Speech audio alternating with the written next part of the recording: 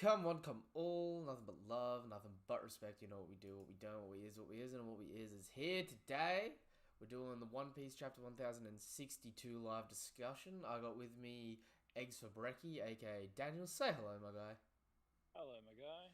Perfect, the audio's working. I got a smile on my face, and I got nothing but energy and time. Um, First thing, right? Easy 9 out of 10 chapter, maybe a 10 out of 10. I don't know.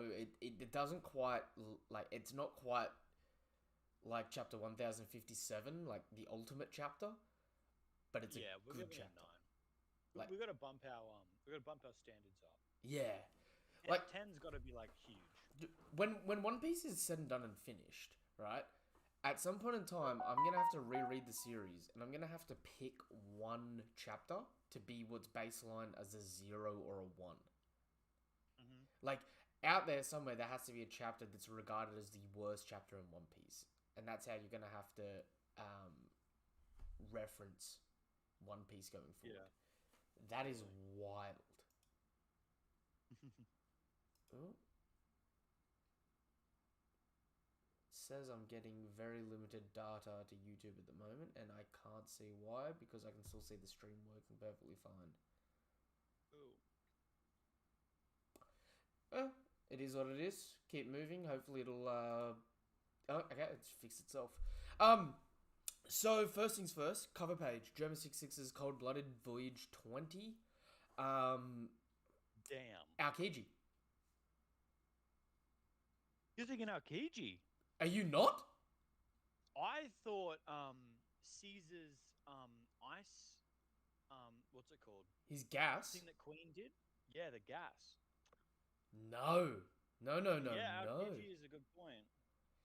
Because, right, Yo Kuma, good to see you, my dude.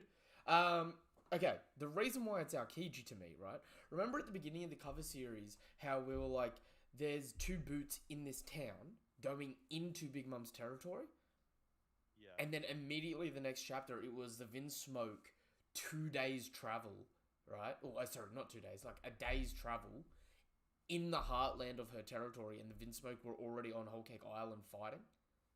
Right, okay. And I was like, at the time, I was like, it's a really odd sense of spatial awareness and time, but I guess it is what it is if that's what it was, right? Yeah. Yeah. No Vinsmoke has ice powers, right? Uh-huh. And this isn't the same as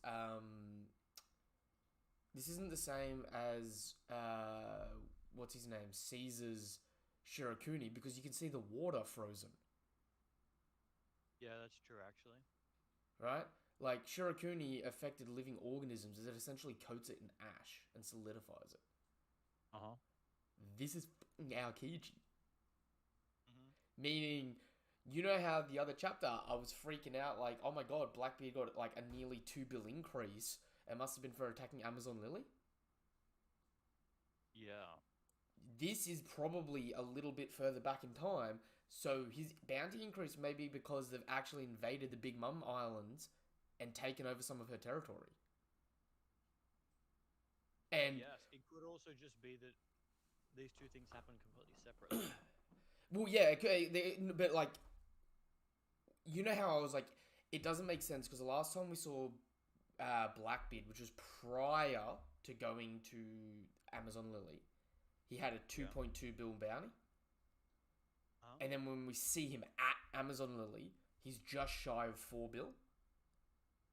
Right. And I was like, maybe that bounty is his updated bounty after the events of Amazon Lily, but they're just showing it to us there to be like, this is what his increase is. I dare say that increase is because of the events here, which Yeah, right. don't directly relate to Blackbeard, but his organization. How cool would it be if we got a news report that it was Aokiji and Shiryu, and Shiryu took out Katakuri? Look, I don't want Shiryu to take out Katakuri, but that being said, as much as I love Katakuri, Would hype up Shiryu. I can't give him a dub over Aokiji. I mean, no way. And But I mean, like that would hype up Shiryu for a potential fight would against what would be the Zoro. better hype up, right? what if Aokiji takes on Katakuri, right? And we know that Katakuri's already been gassed with hallucinogenic gas, right? So he's nerfed at this point in time, right? Yeah. I don't want Cat to lose because you know how much of a Cat stan I am. But like he's not beating Aokiji. It's fact, right? Yeah, of course. But Shiryu, what if Shiryu one man armies Cracker and an army of Cracker soldiers now that Cracker's fully healed? Because we know Cracker's fully healed and is here, but isn't like he hasn't done anything in the cover series. See, that wouldn't give me any clout for Shiryu. No, No, not at all. his sword slashes being over Gear 4 in that Whole Cake Island. No. You've got to be able to cut crackers if you want to be anywhere close to like world's strongest swordsman level. And Yeah. like if he's going to be like Zoro's next big battle, he needs to have a above first division commander feat, right? Because Zoro just took out King, the first division commander who had the highest bounty, other than um, what Ben Beckman, as far as we But can tell. it, Um, like so the thing is that like I wouldn't say that I wouldn't necessarily say that right now Zoro could beat Katakuri, but in terms of like narrative, you wouldn't want Zoro to be shown as less than Katakuri because he's already beaten a first division commander. If he were to fight Katakuri again, my thoughts would just be like, yeah, of course he's gonna win. No way. Like of course, like if it actually happened in the story, but in terms of power scaling, I'm not. You know, you'd have to argue that out. But in terms of like if it was narratively happening in the story, if he came up against Katakuri, I'd be like Zoro's going to smash him because it's just like you don't beat a first division commander with a higher bounty than him and then lose to Katakuri, narratively speaking. So to me, like giving Shiryu a one up over Katakuri would hype up Shiryu so much, and now it's like okay, now if Zoro beat Shiryu, that's really cool. Whereas if Zoro beat Cat, not that cool. See, I get you there. I do, right? The problem is with that, I feel like the hard counter for the invisibility fruit and Shiryu would be Katakuri's future sight. Because it doesn't matter if he can't see you, if he can see where the attack comes from. Yeah, that's fair. Right? Which is why I'm like, think of it as like Cracker had the strongest armament Haki Luffy had ever faced at that point in the story, yeah? Yeah. And Cracker couldn't cut completely through Gear 4. And Gear 4 was able to slightly, like, 2 punches were breaking the Biscuit Soldiers, yeah? Mm-hmm. If we get Shiryu one shot cutting down the Biscuit Soldiers, and he's just doing it one after another while invisible, or even a projectile sword slash doing it. The thing with that is like I think that'd be really hype for us because we're like real into the series and we know how strong. You know, we think about like Gear 4 is this strong, therefore the Cracker Soldiers must be this strong. But for like a casual reader who's just like reading through it and doesn't think about it too much, I feel like you just read it and you just think, "Oh, Luffy beat Cracker ages ago. He's shit," and you just wouldn't really care. You know what I mean? I get that, but like, Cracker's like 4 enemies okay, to go. put it this way: if they're doing a side by side hype, who are they going to try and hype more? Do you think Shiryu or Aokiji? I mean, the thing is that Shiryu needs the hype more. Yeah, but Aokiji's been carried by hype well and truly before and for longer than Shiryu. I mean, you got to think: Vice Warden, Head Jailer, Admiral. I mean, wouldn't you just say like, because here's kind of how I see it is like, Aokiji basically just freezes all of the Whole Cake islands and wrecks every single low tier like instantly with his Yep. Ice Age, and then, but then obviously Katakuri is fine. He sees it coming and jumps or something like that. And then he rocks up and he's like, "Oh, I'm gonna fight you guys." And then Shiryu goes, "I'll take him one on one." They fight and it's an extreme diff, but then Shiryu wins. Now, obviously, you wouldn't have to see it because that's Okay. What if it's a clout chase and a cover, like in the sense that like these people here are frozen, so these people here at Chocolate Town could be dead, right? They could be thawed out, but they could also just die here, yeah. Yeah. But this is also a heap of like no name, no one cares. You know what I mean? Yep. What if they have to do a mass migration and evacuation of the Big Mum Toto lands via the mirror world, leaving people like Katakuri and Cracker to fight 1v1 with these intruders while they're after, say, the poneglyphs. Right. Or even potentially they could be after, because at this point in time we don't know when, where, how, why. What if this is an attempt to get Pudding to have a third Eye Tribe member to read poneglyphs for the Blackbeard Pirates? That could be definitely, yeah. Because Blackbeard at this point in time, we know he's a Machiavellian schemer sort of thing, right? We know that he's like here, genuinely like, he went after Boa's fruit because it negates most people's abilities. And on physical contact, it pretty much is like it's one of the top 5 devil fruits for physical contact. You know what I mean? Yeah. So it's like, while he's doing that, is he also trying to make a stride to go make a multiple-legged jump for the One Piece here? And it's crazy how much of this, like, we're going in a crazy tangent here, just based on the cover page of this damn chapter. Yeah. I gotta point that out. Like, you clearly didn't even consider this being Aokiji, whereas I look at this and I'm like, it has nothing to do with Caesar, which makes it funny because the name of the cover series is Cold-Blooded Voyage. Germa 66's Cold-Blooded Voyage. We could even potentially see Blackbeard or Aokiji try to recruit the Germa. Yep, sure. If we don't see them clash to begin with. Here's the thing, if what you were saying about Pudding is true, if they capture Pudding, now that would mean they've captured Kobe and Pudding. Yep. So we've got a draw for Luffy to want to fight Blackbeard Pirates. We've got a draw for Sanji to want to fight Blackbeard Pirates. Mm-hmm. Now, we need a draw for Zoro. What makes Zoro want to fight the Blackbeard Pirates? Mihawk, which we know that Blackbeard, right, had Moria. We know that Perona actively went after Moria. So it could be Perona, or it could be Perona baits in Mihawk, which baits in Zoro. Okay. Actually, yeah, Perona's a good one. Because he would have spent some time with Perona when he was training, right? Mm-hmm. It's a good one. So we could have a potential draw here for all 3 of the monster trio to actively want to seek out the Blackbeard Pirates for conflict. Oh. Right? Which... pretty nice. That's a good setup. I mean, it's subtle setup too, which is the best part, I think. Because, like,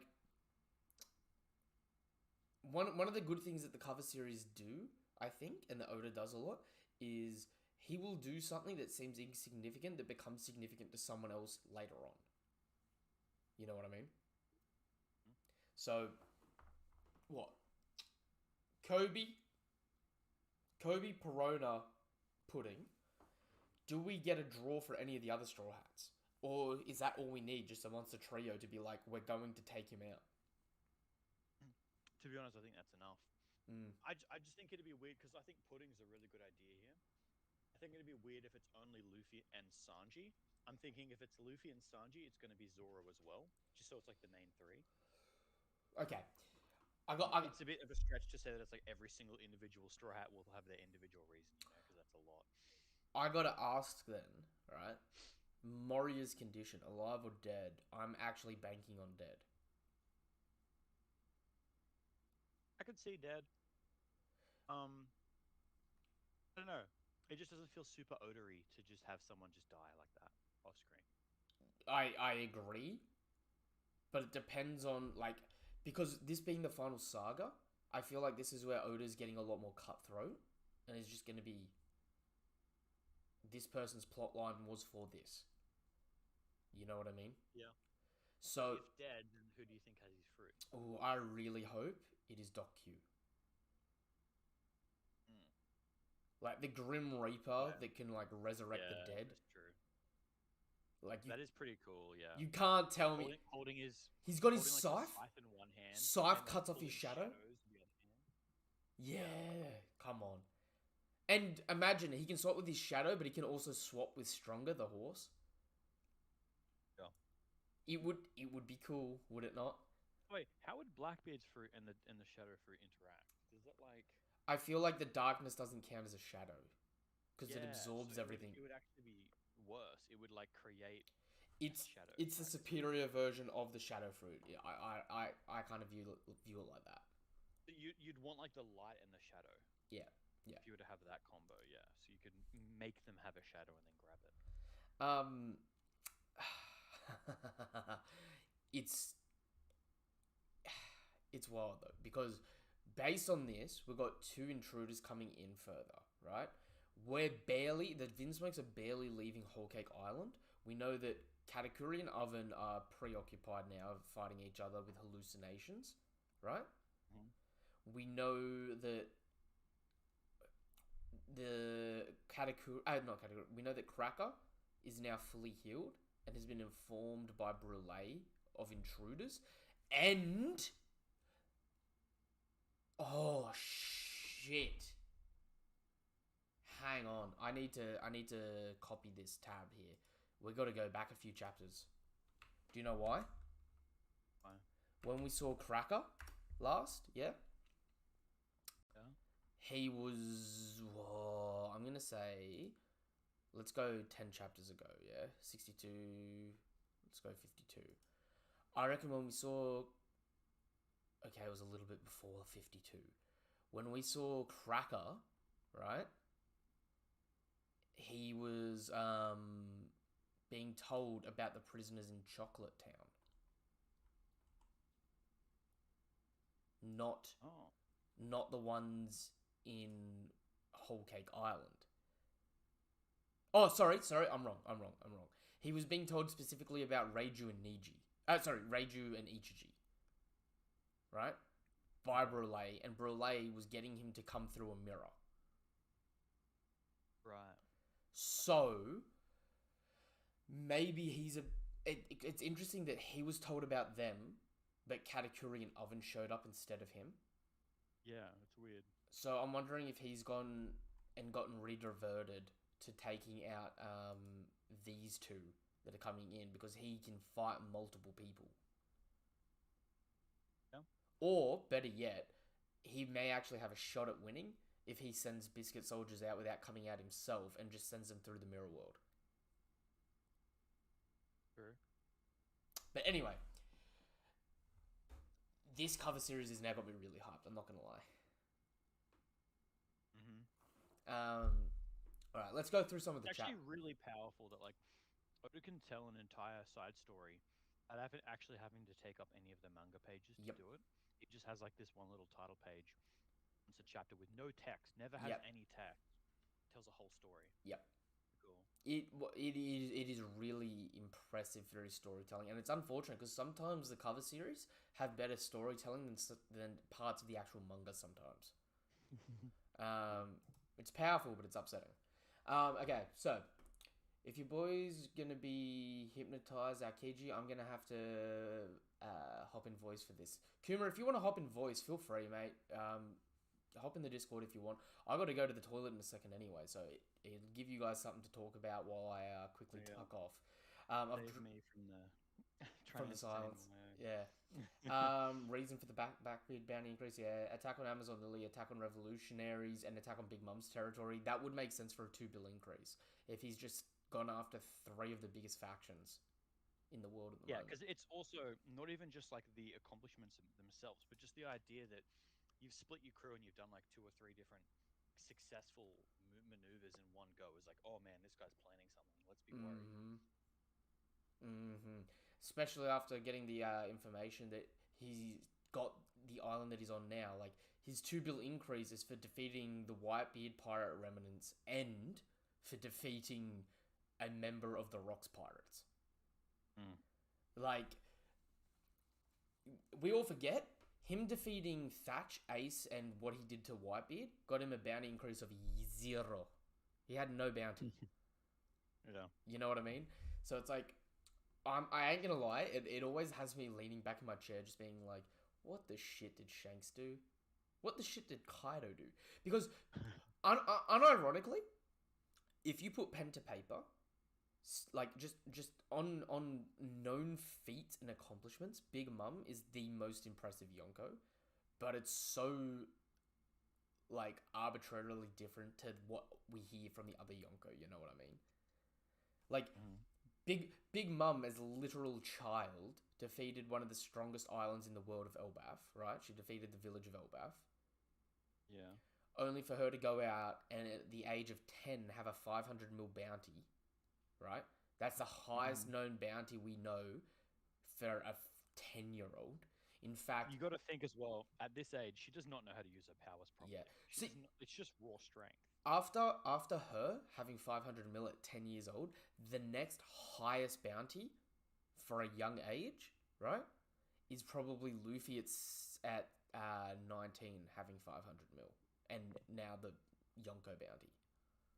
Yeah. You know what I mean? Like, everyone else is like well and truly older than them, right? And then after that, right, you got Big Mom being a part of Rocks, surviving Garp and Roger. Roger actively sought not to fight Big Mom because she was so difficult, and instead infiltrated her island to steal her poneglyph, right?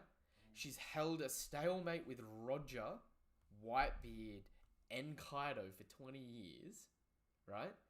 Has amassed a massive territory, and has just made like personal ties with most of the underworld organizations, right? Like, if you put pen to paper, it's like all the Yonko are scary in their own right, but it's like, dude, if you read out the Big Mom rap sheet, it's like, how is she not the GOAT? You know what I mean? Like, and that's not even going into like actual like combat feats and stuff like that. That's just like based on like just like the legends about these characters. It's ridiculous. Yeah. And so like Blackbeard getting these same sorts of legends has me really hyped. Like, dude, think about it. It's like he essentially single-handedly wipes out the Whitebeard pirate crew. Right? Takes over their territory. Seemingly invades the pirate empress Amazon Lily, like an island full of an island known for haki, infiltrates and almost decimates. Seemingly invades to rob Whole Cake Island, just cutting through their territory like nothing.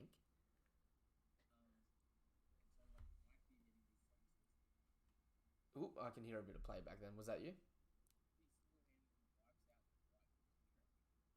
Ooh.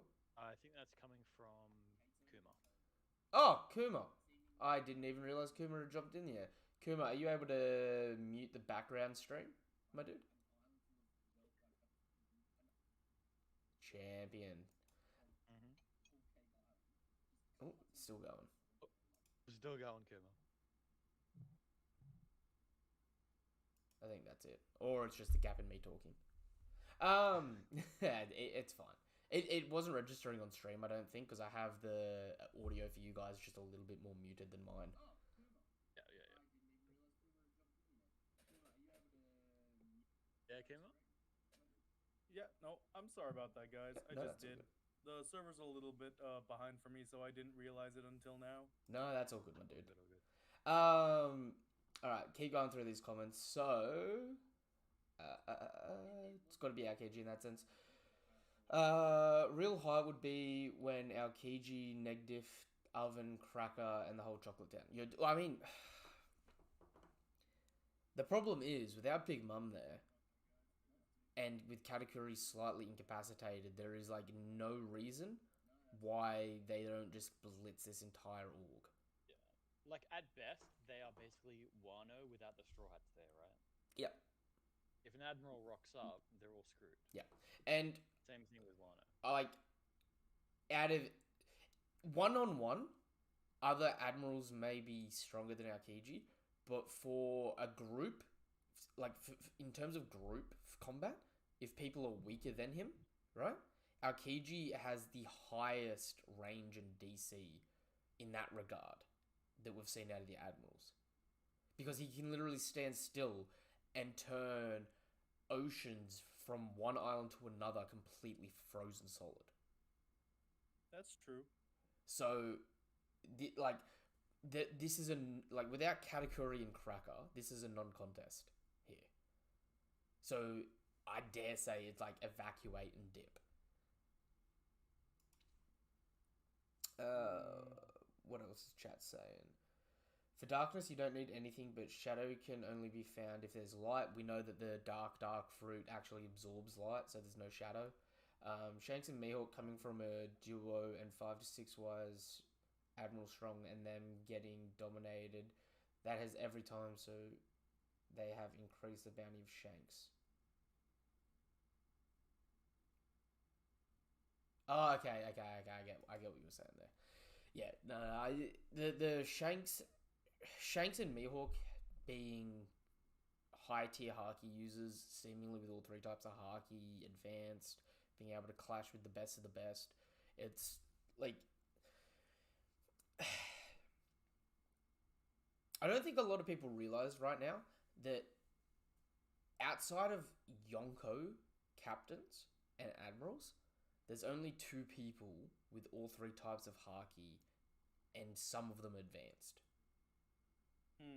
And that is Katakuri and Zoro. Everyone else either just has Haki or a good fruit, or the Haki and a fruit, but they don't have all 3 types and advanced. Like Zoro may not have advanced observation, but he's got the advanced Rio and advanced Conquerors now, right? And Katakuri's got future sight, and whether you know you want to call it advanced armament or advanced Conquerors, but whatever he did to punch Luffy and cause Luffy's hands to throb. You know what I mean? Yeah. Just thinking that like Katakuri had superior armament.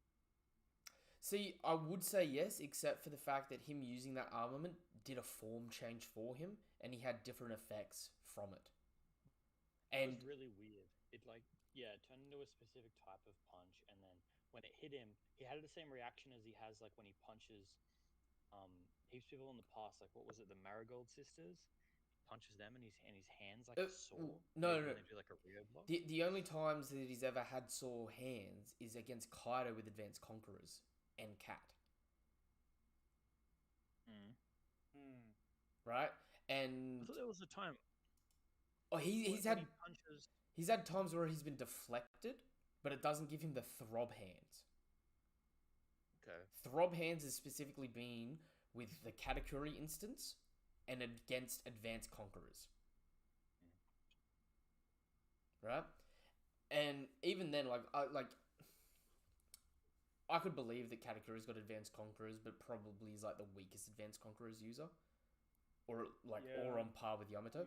But if you want to say it's armament, that means there's a whole other avenue of armament that we don't necessarily know about. Like there's a level beyond the hardening, right? That's not projecting it. You know what I mean? So it does whichever way you want to split that cookie, right?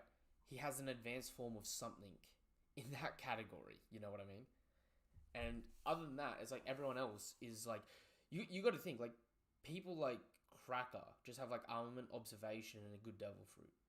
Dofi, Luffy's previous harder fight, right, just had basic all 3 types of Haki and a devil fruit with an awakening. You know what I mean? Which the awakening didn't really come into play until he went into to Gear 4. Dofi would have won without the awakening if Luffy didn't have Gear 4. Yeah. And then Luffy, when he went into Gear 4, was above the awakening. So it was what's the point of the awakening anyway? It was definitely wild. Even then though, the Doflamingo's awakening, it did last quite a bit against Gear 4. I mean, over half an hour. Yeah. It did a good job, yeah. It just he still lost. It never. The thing is, with his awakening, he never hurt Gear 4 Luffy with the awakening. What he did was he ran interference, and that's why someone like Doflamingo is a really good tactical fighter, because even if he can't beat you, but you have a time limit, he can he can outmaneuver you until that runs down to get the win, right? But Doflamingo, for a man wearing a flamingo outfit, right, he doesn't have a very strong follow through with attacks, right? He was all about the sharpness. He's not a very heavy hitter. Whereas, immediately after, you get Cracker, much harder, a literal heavy hitter, right? Katakuri has the observation, but literally way heavy hitter, right? Same with Kaido. So it's Yeah, it's interesting. Sage is just saying, I was just thinking that Luffy and Sun God while fighting Kaido that there was at night time. This is just a coincidence, or does Oda have this in mind? I reckon it's at night time because when Luffy has the final fight in the series, it's going to be at daytime in Sun God Nika form, and it'll be an amp. Like, I genuinely feel like if Luffy fights in daytime like that, he will be stronger than ever. Really? Yeah. Being the sun Interesting. god, you know, like, you should be weaker at night. That is interesting, and he did fight at nighttime. Maybe he's just like more free or something like that during the day. Well, Yeah, with a completely clear sky. think of it like Superman sort of thing, where it's just like, you know, soaking in the radiation and that. I just feel like it would be fueling the fire. Because, like, you know how, like, we always have the symbolism of the dawn. The dawn, the dawn, the dawn. The sun is coming, it's the dawn, right? I feel like all that symbolism has been literally to be like, Sun God Luffy, when he does his thing in the daytime, shit gonna go sideways quick. You know what I mean? That being said, are you guys right for a few seconds if I just duck off to the toilet? Yeah, go for it. Yeah, Right, sure. keep going. I'll be back in a sec. We haven't even touched the chapter yet. No, we have not. This has just been the main title, one panel. I know you guys mentioned Aokiji, and I'm like, oh god, I gotta hop on for this, man. God. Oh. So did you notice it was Aokiji right away? Was it just me that thought Caesar's done some crazy stuff? No, you see, because when I was looking at the chapter, right, like how you look at the clouds that are surrounding the buildings and whatnot, like the clouds are kind of dark. So my initial thought was that it was Caesar's gas because it was a similar tint to what he did back on Zoe. Yeah. Well, see, that's the I thing mean, is like if you look at it, even on the ground, that guy that's laying down on his back, just above his head, you can see a little like curly line. It's like cold air, basically, like a. But it could also be what I thought was like Caesar's gas, basically, that disease gas that's coming through. But I guess like well, the way that you look, if you look at it as being Aokiji, it could just be like a gust of like cold air. You know how they draw the cold air out. Are you talking about the dark cloud in the middle? Yeah, and then also on the ground just above the guy's head, you can see like a little wave of air, and then in the very bottom right corner, you can see like a little air wave. Yeah. Yeah. This has been how they've used to depict Aokiji's cold air a lot. Yeah, if you look back, that's kind of what we were saying. Is like it could be like the reason that I originally thought it was Caesar's gas is because it looks very gassy, but it could just be cold air the way that they show it. if you gassy glass. best place to use for reference for that, I reckon, is when he freezes Dofi in the manga. Yeah. Right, because he does an area of effect blast of ice, and you see the same dark shading on the ground with the wisps of air, and it's literally shown almost identical. I mean, again, if this is Aokiji, then by all means, I'm all ready for it.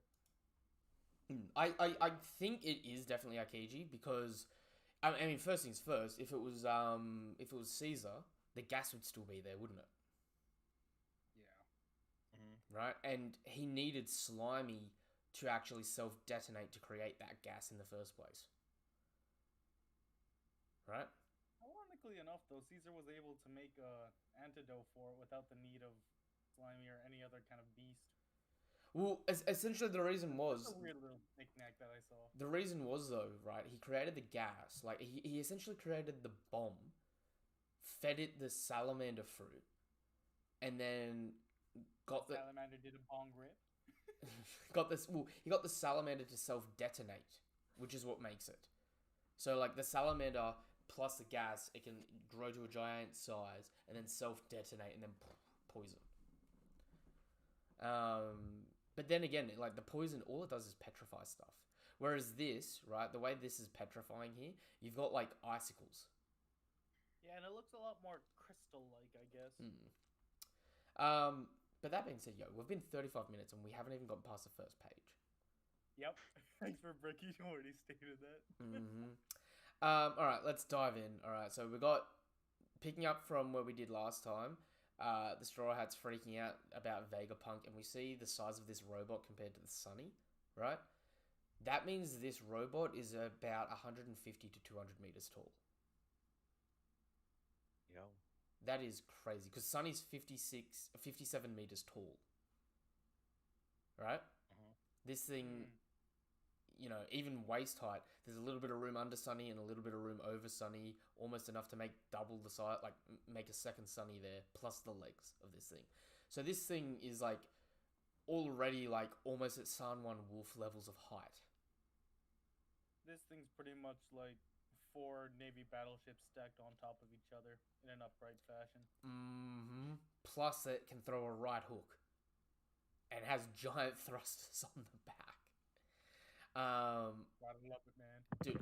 And the funny thing is, Zoro could probably just solo them all. Oh, no Yeah. contest. Unfortunately. I actually love that so much. How, like, they, like, just actively are like, oh, what are you doing, Punko, to, like, Zoro will kill you. You're not contest. I like it too because we all know that it's true. But like whenever they show this, because like when I saw this big panel of all the beasts around them, and it's meant to be like really scary, I'm sitting there thinking they better not just be like playing this off as like, oh no, the Straw Hats are screwed, because we know they're not. Like we know they could just take all of them. I was getting flashbacks of Nolan cutting that giant snake's head in half. I'm like, is Zoro gonna do that? Well, I don't know. I've got to look up actually. Fishman Island Sea Kings. Because wait, are any of them an actual like sea animal, or are they all just land animals? well, One fish. they're all land animals with scales. Yeah, true. So it's a lion, Scales, yeah. a lion, bull, wolf, reindeer, giraffe. I can't tell if that's a red panda or a oh god. Some type of bear. What is it they normally confuse Chopper for? Tanuki. Tanuki.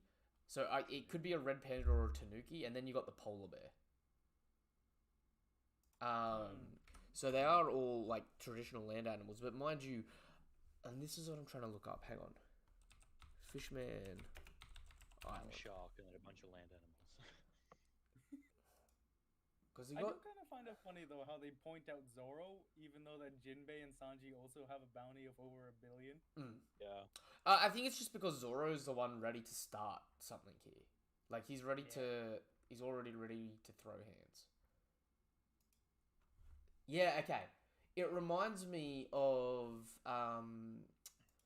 the new Fishman Island, like the new Fishman Pirates Sea Kings, because there was the lion, the panther, the giraffe as well, an elephant, a rhino, and a polar bear sea king.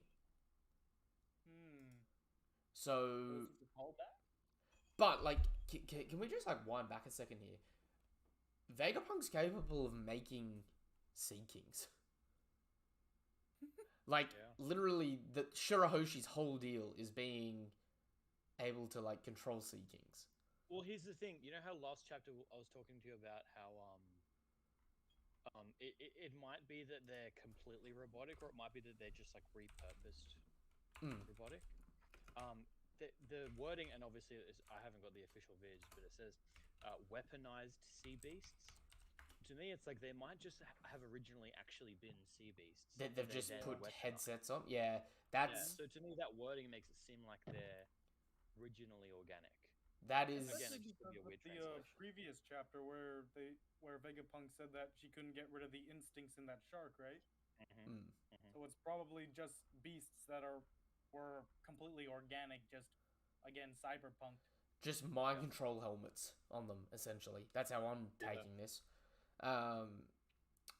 Which is, again, wild, because even if it is them just taking control of Sea Kings, right, it's like, they are still a pretty formidable force for anyone that's not, like, an immediate top tier. You know what I mean? Like, Anybody who's not above like 500 million is gonna be like duking it out with the Sea King. I mean, like, is someone like Kyros beating a Sea King? Oh gosh, depends on the Sea King, I guess, because we've seen like some pretty. The biggest Sea Kings get up to 5K. 5K long. By the I way, mean, if, Shirahoshi could totally control these as well, considering they still go with their like animal instincts. True. You'd think yeah, that her ability would be able to control them then, yeah. Well, I mean, kind of like Tama's dango fruit does with that the Yeah. smiley. Yeah, does that just mean that this is actually giving Shirahoshi another amp? Because with the way this chapter ends, if these things go into the wild, and Shirahoshi's eventually able to control them, do they have weapons and she can control Sea Kings with weapons? oh gosh, Shirahoshi, the military commander.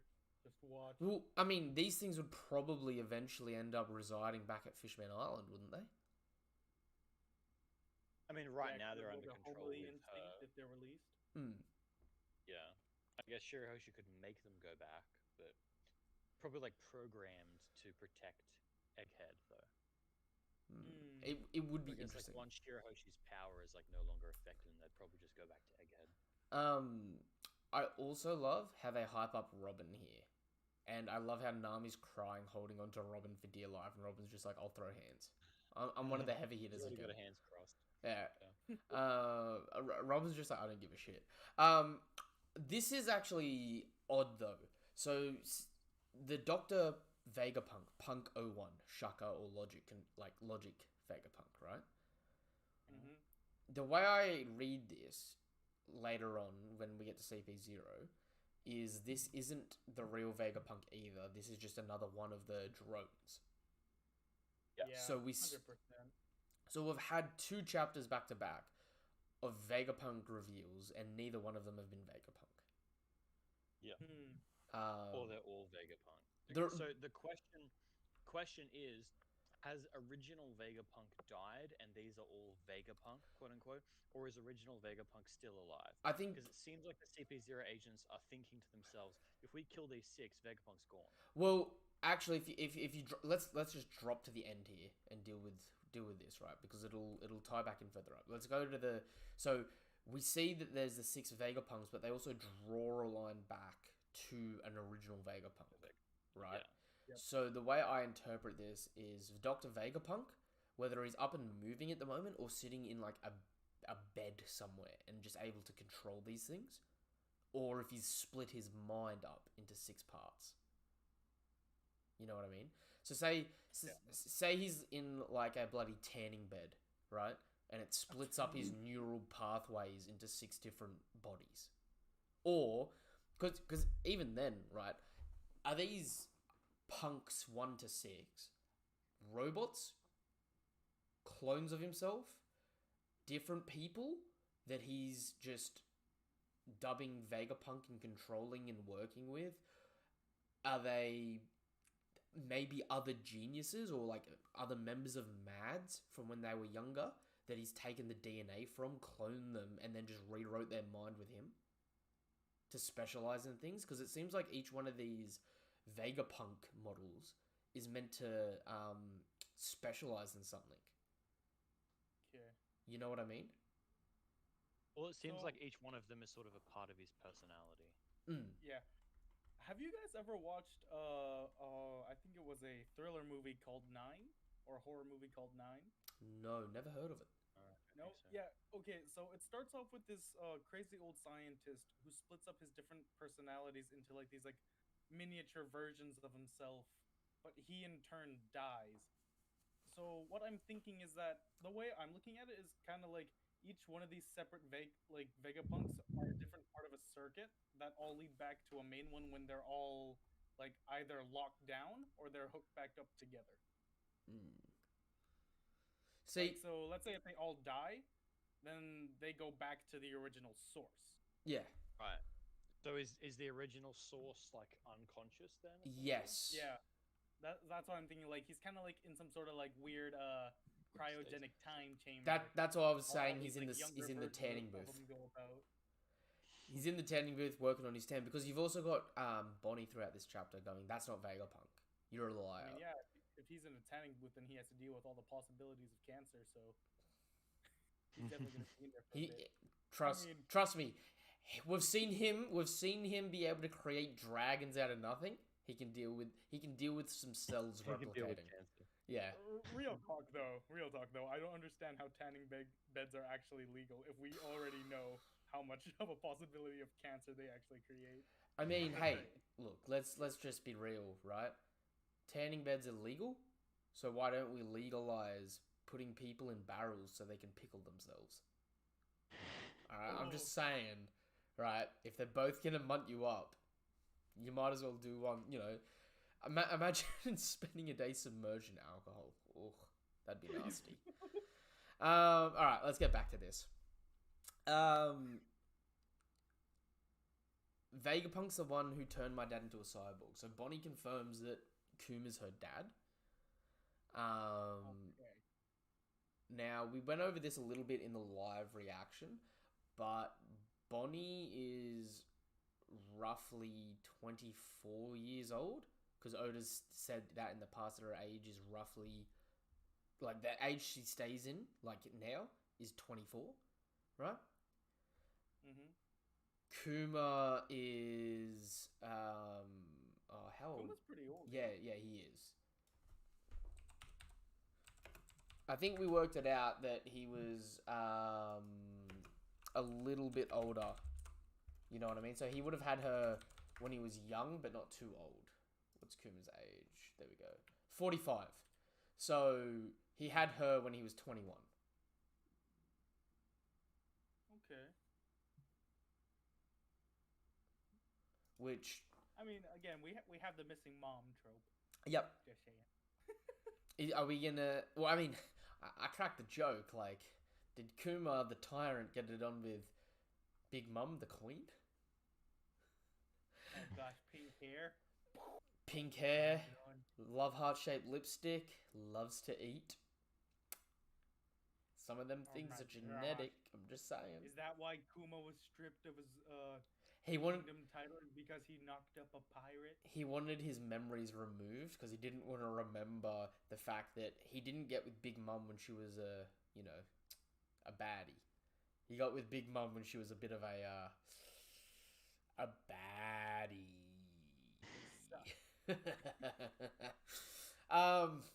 But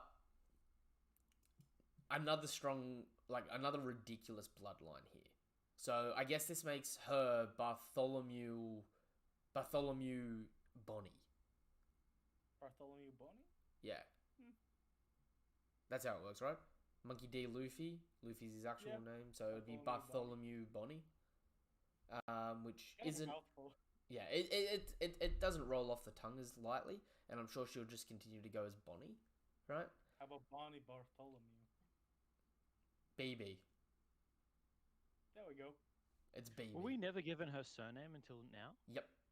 Yep. Oh. Hey, we still don't know like we don't have like full names for heaps of people. Kobe, Shanks, right? Yep. Like not to mention backstories. Jinbei,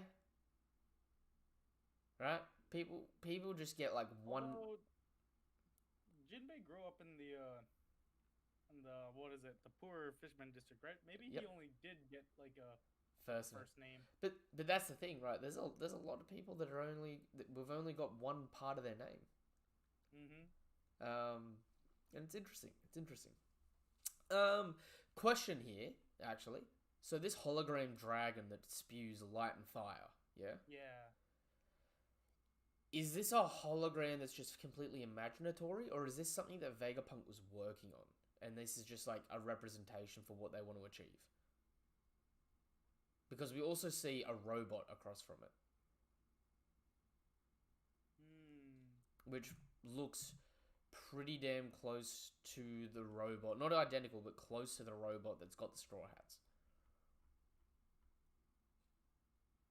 Because the way I actually see this creature here, if you look at it, it looks like you take the dragon DNA, because it's got the baseline of like Momo. You add some slug antennas to it for a second set of eyes that are retractable, right? And then it's got banana gator head on either side. Calling back the Alabaster bloodlines there. with the banana gators. Banana gators. Oh god. But I can't believe I actually remember those. because to me this is like I know it's a only projection of light here, but this may be how Vegapunk, you know, decides to work in that regard. You know what I mean? Like, let me draw up a concept design. Let me think about how to achieve it.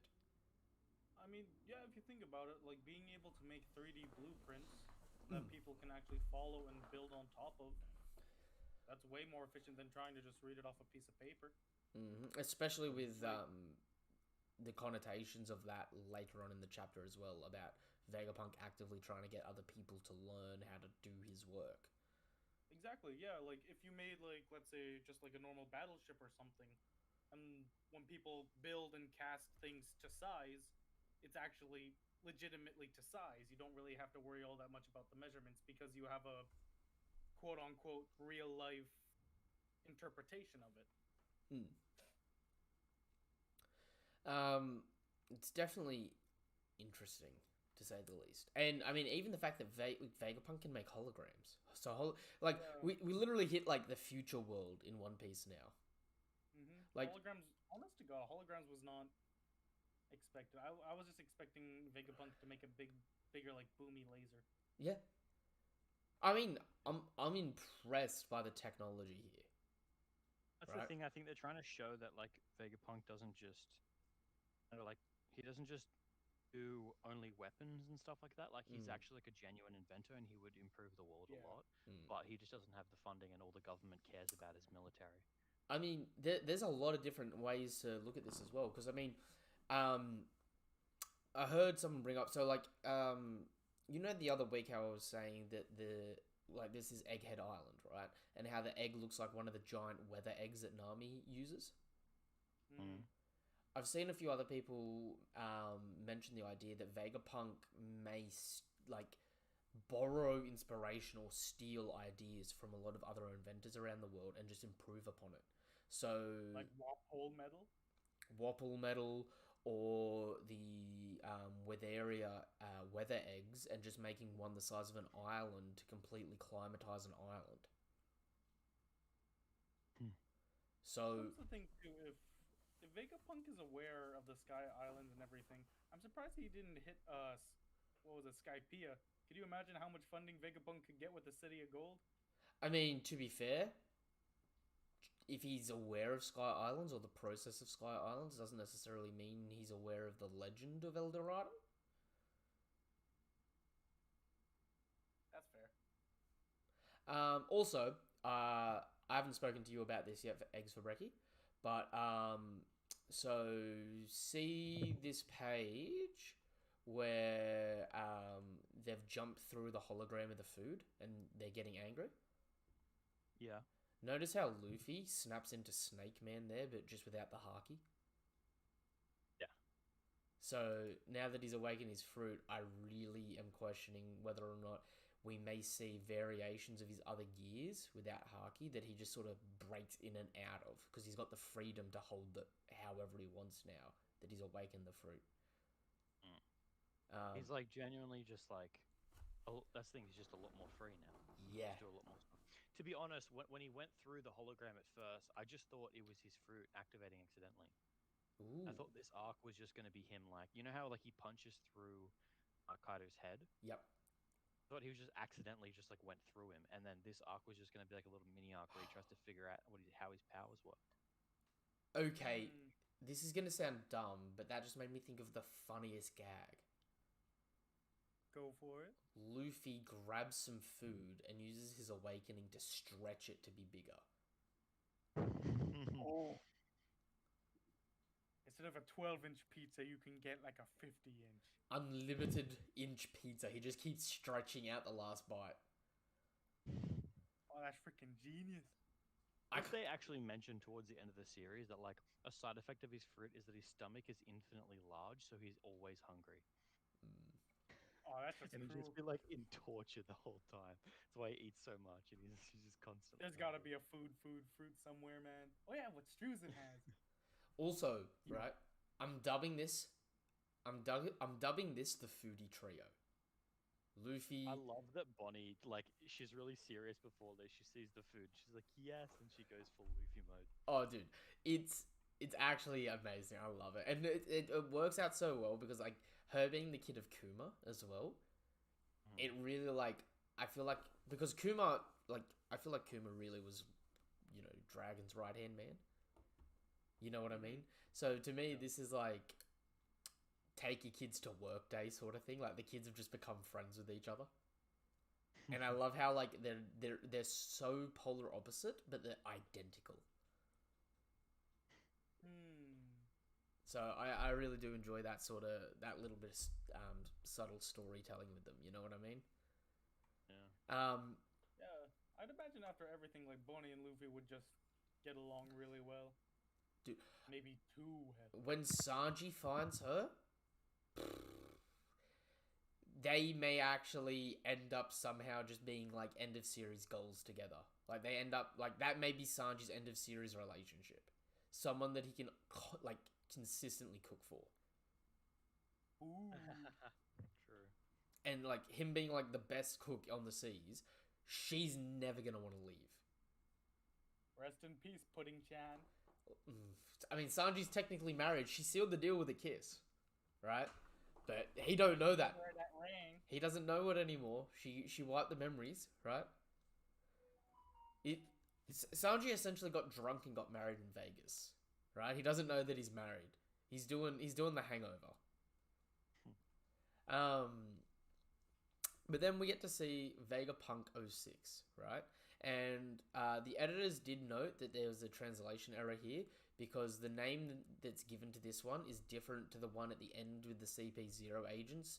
Like, the name that they give number 6 is different from her introduction to the introduction at the end with the CP0. So I dare say CP0 is going to be the mistake on this, considering Oda had to physically draw the number on her. You know what I mean? Yeah. But, right? This thing just punches Luffy and sends him packing, and it does actual damage to Luffy. Blunt force damage. No haki does significant damage here. Oh gosh. Although to be fair, he's like, "I'm sorry," as he's flying away, so he's already talking. True. But it'd be interesting because we don't know what other tech is kitted out on these things. Because what would happen if Vegapunk actually managed to put things like observation and armament hockey into robots? Well, here lies in the thing, right? It depends on what these are. Because these versions of Vegapunk, if they're their own autonomous people or if they're machines that he's putting his consciousness in, right? That's one thing, right? But if it's its own autonomous being that has the mind of Vegapunk as well, there should be no reason why these things can't develop haki. You know what I mean? Yeah, Which right. From metal to flesh. Which also gives a lot of hype potentially for Seraphims to develop haki. Which that would be wild as well. You know? Yeah. But she punches the hologram of the dragon and essentially just confirms that she can hit light. So, R.I.P. Kizaru. Your weakness has been mass-produced.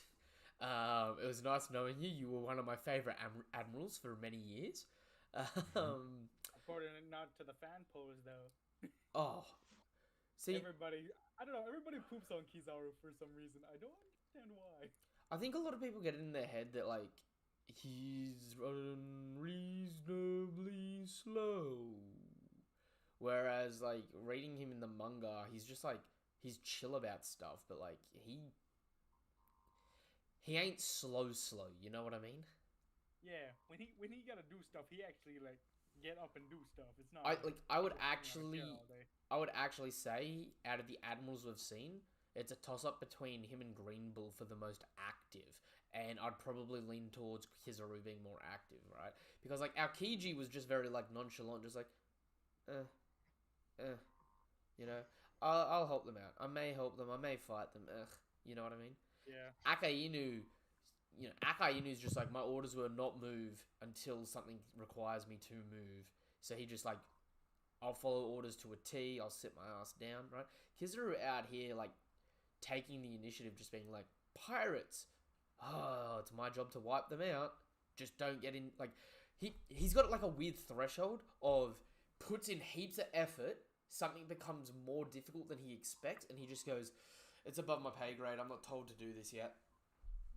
Exactly. Like a really good example of this is after he got knocked down by Marco. He didn't even try to re-engage. He was just like, "Okay, everybody." But what he now from did the top do, of the sky. what he did And then do, I what went was down. really impressive, was immediately start giving orders. Something that none of the other admirals did during Marineford. Yeah, that's true. Which is like, Kizaru took the initiative, man. I'm just saying. Yeah, Kizaru's always been a bit of an oddball. I love him. I also love his moveset. Playing Kizaru in games is just cathartically fun. Like for me, I feel like sarcastic and like nonchalant and mellow characters to me are like often really hard to write, but also really hard to write well. So the fact that Oda managed to make this guy stick and Yeah. you're actually invested in him is just True. hard. Because It'd be hard to oftentimes, make like, it interesting. It would just come off as like they just have really plain speech and it's boring. yeah, exactly. But Yeah. adding in all these like small little details about how Kizaru actually interacts with his men, how he goes about his job, it also shows like he's mellow, but he also has his own sense of, I guess, proactiveness, Yeah. which is something I feel like a lot of sarcastic characters in other media just don't have. I mean, you have people like, say, Shikamaru. Shikamaru is an example of someone that's like really smart, but is also like very like sarcastic-y, like it's a drag. Yeah. You know what I mean, right? But like his whole thing is like, oh, this is too difficult. I'm just gonna lay down and not do anything. Whereas Kizaru's like, better put in my 9 to 5.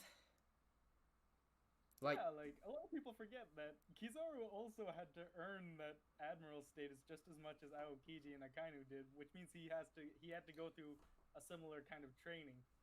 So I don't get why people often think like, oh, he's just a pushover compared to the others. It's like, what? I mean, I always look back at Sabdi, and although like no one at Sabdi was really going to give him a challenge, right? Like he took out all the Supernova solo on like T2000 Terminator style, just like, I will eliminate them all. Like man was just going in, right? Like, are we all forgetting? He had the future world's strongest man on his stomach, standing on his back, about to just stomp him out of existence. Mm-hmm. Man put in his work. Even Dark King Rayleigh was sweating hard. Okay. Sweats at Kizaru, but can swim halfway around the globe, fighting off sea With his favorite monsters, backstroke. and is just like, didn't break a sweat. All right, Kizaru is just a sweaty guy. Those lights are bright. All right, so then we cut to the end of the chapter with CP0, and this interaction here, I do not know if this is the smartest or dumbest thing the world government has ever done. I really like I was honestly genuinely surprised that they were sending Lucci himself over to this instead of just like a simple like espionage or messenger, because Vegapunk is supposed to be quote unquote their ally, right? So Yep. when they send over CP0, it means that you're in, you're in hot stuff. This is not a simple matter. Like, these guys are the top line who are trained to kill. So if they're coming to your island, then you can only assume one or two things. You're going to have to do what they say, or you're going to be kicking and screaming and trying to stay alive.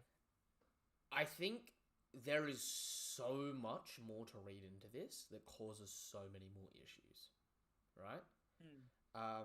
First things first. Is it smart of the world government to get rid of Vegapunk at this point in time, right? Vegapunk has provided so many resources to them. Is it a matter of we shouldn't eliminate him because he's given us so many gifts, and he's the gift that keeps on giving, that we need to keep him around to make us the number one force in the world forever? Or is it he's too smart for his own good, right? We can't necessarily control him. He's given us some of the best weapons in the world right now, but anything further than that, we won't be able to control it. We need to eliminate him. And then you've even got Lucci actually saying, like, is this because he's going to be able to figure out something to do with the Lucia Kingdom?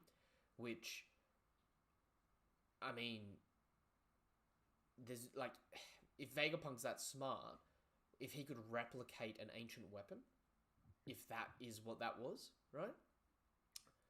The world government doesn't want a second ancient weapon to worry about. Like, you may think of it and go, oh, the world government just wants multiple ancient weapons for themselves to go around destroying stuff. But no, they keep it a secret. You don't want more of them. You just want to control the ones that exist. You know what I mean?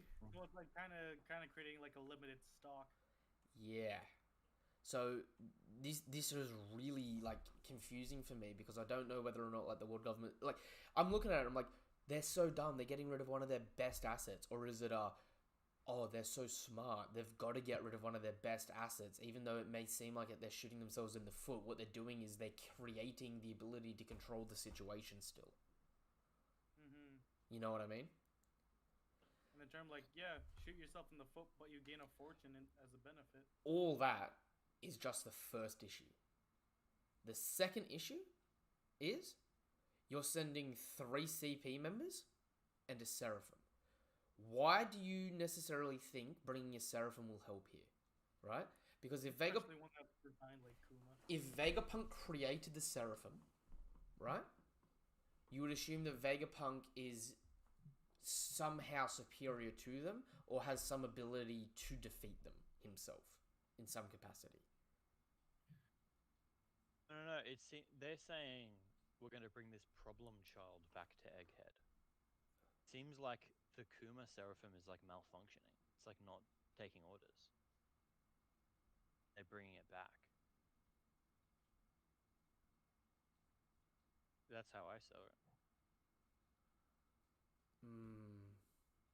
True. Also, It says that their job is to this return. Seraphim has to be smaller than the regular pacifistas, right? I questioned that because Rob Lucci's over 6 foot. Rob Lucci's relatively tall. Rob yeah. Lucci's 6 But foot. again- Kuma's only about 4 meters tall, and you got to think this Kuma's sitting down. That's fair. Yeah. I don't know, he just looked a little small for me. I do agree, but I think it's because he's sitting down and it's in front of Rob Lucci, who's also very tall himself. Because So you got to admit, for a lot of Oda's big buff characters, a lot of them skip leg day. especially Kuma.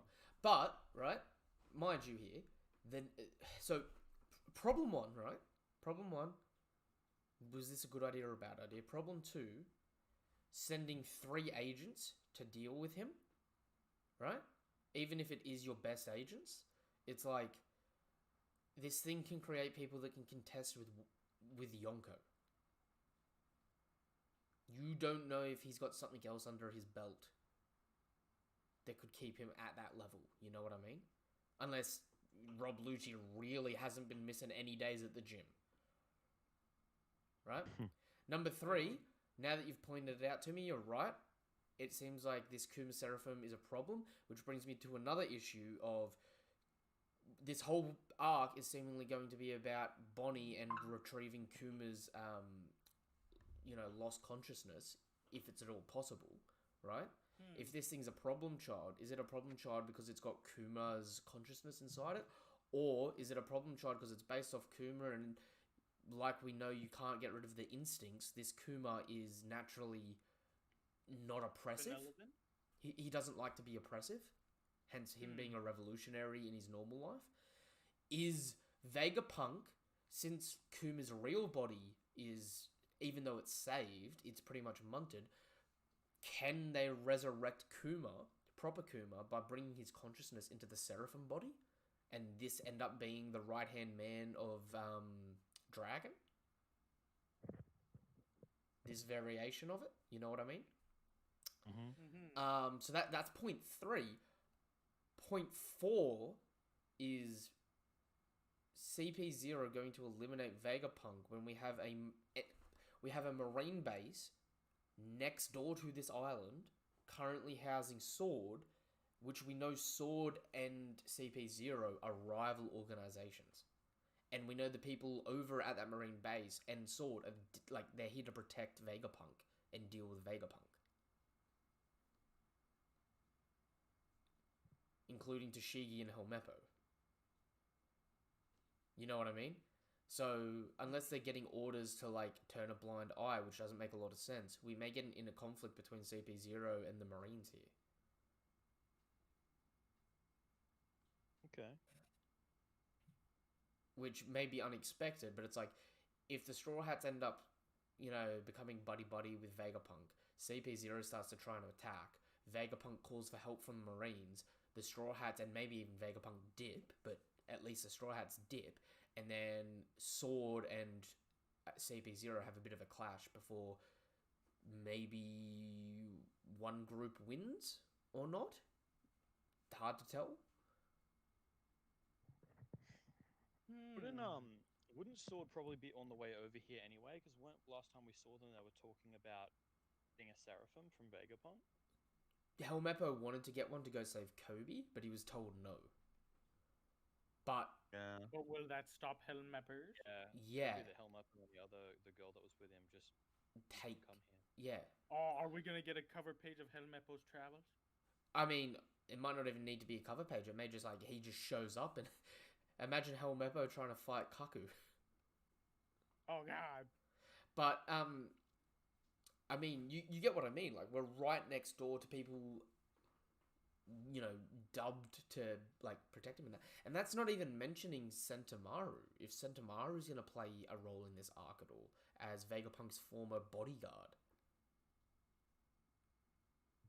Oh, that's fair. Because, I mean, if Rob Lucci's Ryokogu gun is advanced armament, like the projection armament, we know that Sentomaru has the projection armament. Maybe, and like he used to dub himself the most defensive man in the world, right? Maybe instead of like Luffy versus Lucci 2.0, we get Sentomaru blocking him and dealing with him. And it being like an unrealistically high tier fight without any expectations of it being a high tier fight. There's also been like all these references to light. Could you imagine Kizaru actually making an appearance too? I mean, Kizaru could make an appearance. Do we even know whether or not? Do we know whether or not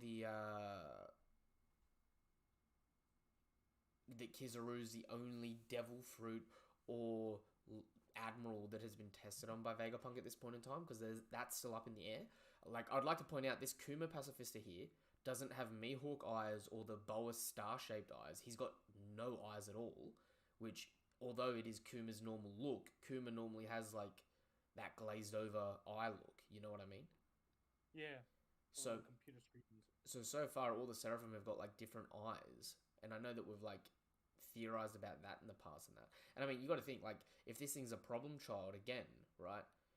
What if Vegapunk's got, like, an override command for all the Seraphim? This could potentially come, like, turn around, and it's like, if each Seraphim is essentially like a 1 billion berry problem, right? We don't know how many are on the island. So this could, like, really become a high-tier conflict without any expectation of it becoming a high-tier conflict, and just be a series of clashes while we info-dump stuff and then bail. Oh gosh, could you imagine Luffy after defeating Kaido, he just gets, like, one shot by a couple Seraphim? Oof. Well, that's the thing. If Luffy, like, we don't know if observation haki works on these things. If they've actually...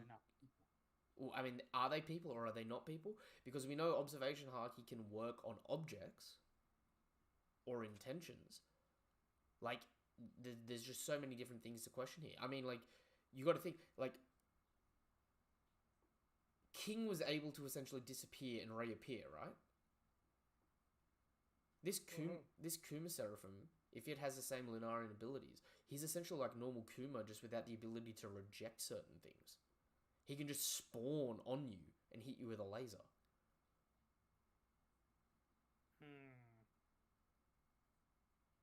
You know what I mean? That'd be absolutely broken, yeah. Just teleport and freaking blast you from behind. Yeah, and I mean, it's not like... The Pacifist's pre-time skip were problematic enough having, like, the light beam lasers. Add speed to that before they shoot them off. It's like Oda's done a really good job keeping these things, like, criminally relevant. You know what I mean? Out of all the factions to introduce, the pacifistas have always been this kind of repetitive enigma, especially for pirates and the like. And the problem is, though, because we haven't seen any of them ever injured, we don't know if they're fully organic or robotic or cyborgs. You know what I mean? I want to veer towards cyborg, like a human and... Like the other pacifistas pre-time skip? Yeah. But, again, if it's what you something said completely about- new, then I won't be surprised. I think what you said about like them having like kind of like the mind of Kuma in it, Yep. sort of thing, would be pretty interesting. In that case, they could be like completely mechanical, but they have like need, I don't know, a part of someone's brain or something like that to Well, function. remember when we first saw the pacifistas pre-time skip, you had Frankie go, what the hell, these things are all robots, but they can't be all the same guy. Did they just get a bunch of dudes that look like him, or what? Which later on we sort of can extrapolate the fact that they cloned Kuma, since we know that clones are a thing. Mm-hmm. Right? So it's like, if this is a clone of Kuma, we know you can't get rid of the basic programming of something's like pre-existing genetic DNA, right? Yeah, you need some sort of template before you start elaborating. And I mean, like, again, we've not seen anything overpower these Seraphim so far, because it's either been off-screen, because they've had a minimal showcasing, right? Like, I've talked about this a little bit, not as much on stream, right? But with things like pacifistas and stuff like that, because they're robotic, it's not like fighting a person, right? So, like, Luffy post-time skip could one-punch a pacifista with a Haki Gear 2 punch, yeah? Like, literally the opening of the time skip, he one shot, knocks one out, right? That ability, right? That like, if that was a human, not a robot, a person has the ability to be like, oh, that injured me. I'll recover a little bit, maybe, and keep going if it doesn't immediately knock you out. Whereas with the pacifistas being robots, right? If you look at it and it's like, if you punch this thing 1,000 times, it equates to one Gear 2 Haki punch, right? But it's like, one Gear 2 Haki punch may be over the threshold that this thing's durability is built for, right? So it's like one punch, all you got to do is be a little bit over its, ability to defend against it, and you just damage the robotic components. And it's essentially like it was dead. Whereas if it was a person with no cybernetic things, it hits them, it hurts the person, they have better longevity, they have better tankability, because they're like, they can get back up and be like, that really hurt, that almost knocked me out, but I'm good. You know what I mean? Yep. There's also the adrenaline, the drive too. Whereas, like, with it being a machine, it's like, once you can damage the circuit in it, it's out. Because that's one thing that's always, like, I always sort of questioned, like, pre-time skip, when the Straw Hats all teamed up and took down the Pacifista, I always sort of sat there and I was like, I wonder if this Pacifista would have been defeated if one or more of the Straw Hats actually didn't attack. Like, was Luffy, like, so, like, when they go through and it's like, Frankie hits it with the coup de burst, Robin, like, clutches its neck, Chopper hits it with the rose clover, then Sanji does like a Diable Jambe barrage. Zoro cut does the Ashura attack, and then Luffy hits it with the Gear 3. We see all those attacks happening one after another as a combo, right? Could you have stopped halfway through it, 3/4 of the way through it, or just before the last attack, and it still have defeated the Pacifista? We don't know. You know what I mean? I mean, nothing really started until Usopp got in that he hit. To be honest. But you get what I mean. Like, was it the fact that it took all of them hurting it to defeat it, or was it one of the stronger members of the crew beat it because they went over its threshold for defense back then? But because they just did it as a combo attack, it was just that's you don't know any better. You know what I mean? You're treating it like it's a person. Mm-hmm. It's two different. It's two different ways to look at it. And there are points for either. You know what I mean? And Oda's never going to come out and clarify which one's right or wrong. But that's why I'm sort of sitting here with the Seraphims, and I'm I wonder if they're more organic, or if they are cybernetic. Because if they are cybernetic, because we know that they've got the lasers in their hands, right? What extent of them is cybernetic? And what other things would they have going for them? You know what I mean? Mm-hmm. Just gonna mute my phone for a second.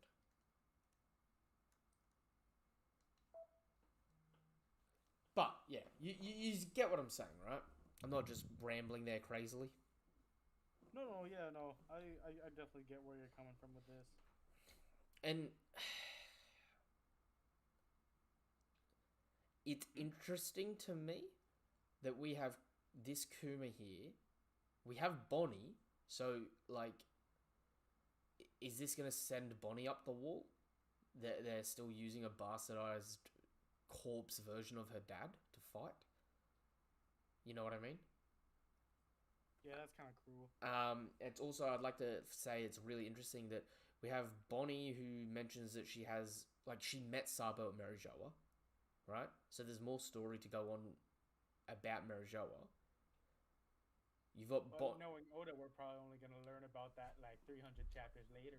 I mean, 300 chapters later may be the end of the story. Hmm. So, at this point in time, it's you got Bonnie. She's got connections to Kuma. She's got connections to Sabo, right? You've got Rob Lucci coming, seemingly going to be the main villain of this arc, whose whole post-time skip role is to hunt down the revolutionaries, right? So, the plot line here, is this going to be, the second coming of Kuma, or is this going to be, we're starting to set up the, more of the doing the groundwork for the Revs versus CP more. You know what I mean? Because it's in the characters that they've decided to put here are all linked to the Revs in that capacity. Yeah, because they're definitely building towards one of the biggest conflicts, because not only did the Revolutionary Army quote unquote strike first, and Sabo even learned about Imu, so he's already unintentionally put a gigantic marker on the revolutionaries' backs.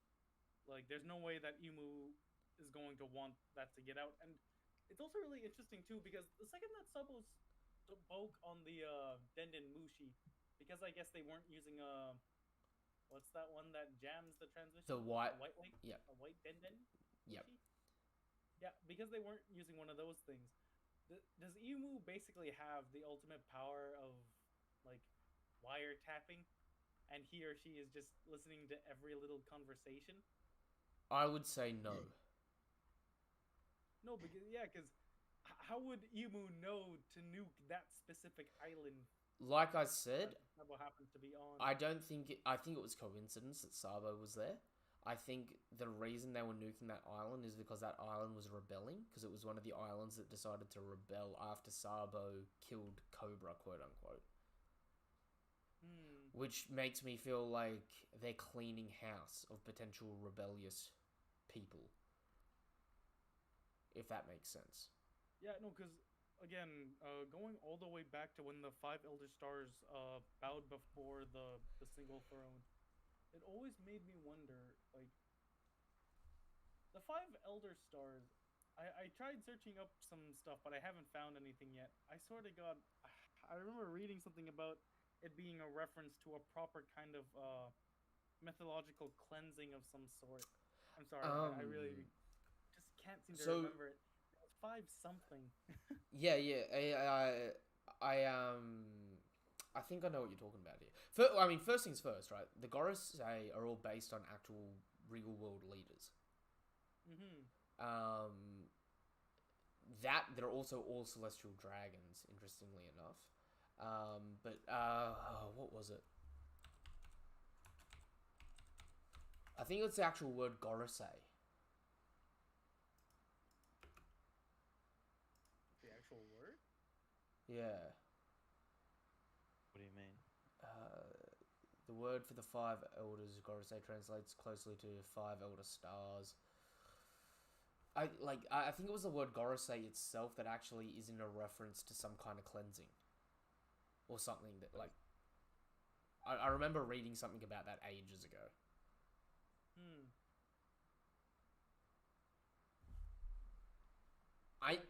You're definitely onto something. I just can't remember what it was specifically. Yeah, no, it's okay. I can't remember it either. The espresso, I think, is starting to fall down. Why do you guys have to be on the other half of the bloody world? But...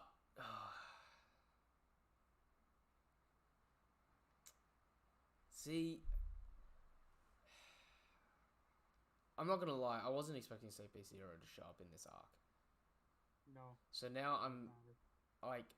I definitely thought this arc was going to be really quick start and finish. Do you think... I think it'll be pretty quick. Do you think CP0 is going to fight the Straw Hats? Nah. If anything, it's not going to be a Luffy versus Lucci confrontation. I can't imagine that. You don't think they get a rematch? I mean, what? Honest to God, like, Lucci's probably way stronger now, but... I'm sorry, after Kaido, you can't. No. I agree, but that's what would make this fight more interesting. Because the first time, Lucci was stronger. Right? The first... Lucci gonna get beat down and Spandam gets his position back? Well, Lucci was stronger the first time around, and then Luffy overcame it, right? And then that's the only time Lucci had ever lost, and they were hyping up the fact that, like, he hadn't lost before, and him losing was unthinkable, right? He's gone through all this training, gotten to CP0, gone through this whole emotional arc and that. It'd be really interesting if now Luffy shows up and he's like, I want my rematch, I'm gonna win, and then he gets beat down a second time. Because Lucci's one of the rare people that Luffy beat that didn't change their ways. Do you think Lucci is the character that can come back? No. And that's the point. That's the point. It seems like he's actually questioning the world government. Whereas all the other CP0 agents are just like, hey, what are you doing, buddy? Don't quit. Don't get us in trouble. Yeah, maybe Lucci has been a little bit more so, I guess, quote-unquote, open-minded since his defeat from Luffy. See, the problem is with that, we're talking about a guy that literally has cannonball scars on his back in the shape of the world government flag. You know what I mean? It's like, if anyone's meant to embody, like, the blind obedience and hatred of the world government, it's this dude. You know what I mean? He's not embodying it in this scene, though. I don't know. Just because he's smart enough to pick it out, and I understand that they're like, Lucci, don't get us into hot water, because it's one of those things is like, all they are is hired guns, yeah? Like, I mean, look at the Raid on Onigashima. The poor bastards that were in CP0 there, right? Oh, yeah, it was just like, do this and die doing it. So, like, the same thing can be said here for Lucci, right? It's like, don't think, you're just here to be strong and die when we need you to die. That's the thing, though, is that he is thinking. But, like... we have a three-finger! Just because he's thinking, though, one of the important things about his character pre-time skip was that even though he fought freely, right, he would follow orders to an absolute T. Because you got to remember... He even called out Spandam a couple times as well. Yeah, and like when Spandam would give him orders, he would follow those orders to a T. And if he knew more than Spandam, he wouldn't offer Spandam more information to make a more informed decision. He would just keep it to himself. Because he'd be like, that's the orders I'm given. So that's why I'm sort of here, and I'm like, I don't know. Isn't that the point, though, is that he's always been hardcore follow orders, and now he's finally starting to think But that's differently, and maybe this is now, like, Luffy has a chance to actually change him? But I feel like he still is hardcore follow order. Like, his character to me is, like, the way he's being portrayed here is the same way he was portrayed back in CP9. The difference is he's the leader of this organization here now, seemingly. Yeah. You know what I mean? I mean, I don't know, like, he's following orders, but questioning them. I mean, he questioned them pre-time skip too. Didn't change the fact that, like, when he got into that heated fight, all bloodlust and that, he just, like, he didn't care about everything else. It was just like, I'm here to throw hands. Because his whole thing is, like, he's got that murderous bloodlust in him. Yeah. You know what I mean? It'll be interesting. No, I mean, like you said yourself, that, like, pretty much everyone Luffy's ever beaten has kind of changed their ways, in a sense. The two standouts are NL and Lucci. But NL's, we don't know. NL could have changed his ways. He might come back humble. NL sort of, although he's full of ego, you got to think, right? He became he became a happy leader on the moon, in a weird way. Yeah. Like, he had the autonoma that he couldn't just electrocute out of existence. They stay alive. It actually charges them up. Yeah. So it's like, he's got, like, from his perspective, he's got, like, an unkillable force because he can just keep powering them up, right? And the force is just, like, seemingly really cutesy and lovey-dovey. Which is, like, the ironic change for him, where it's just, like, he got what he wanted and it made him it didn't make him a better person, but it put him in a better situation to be a better person.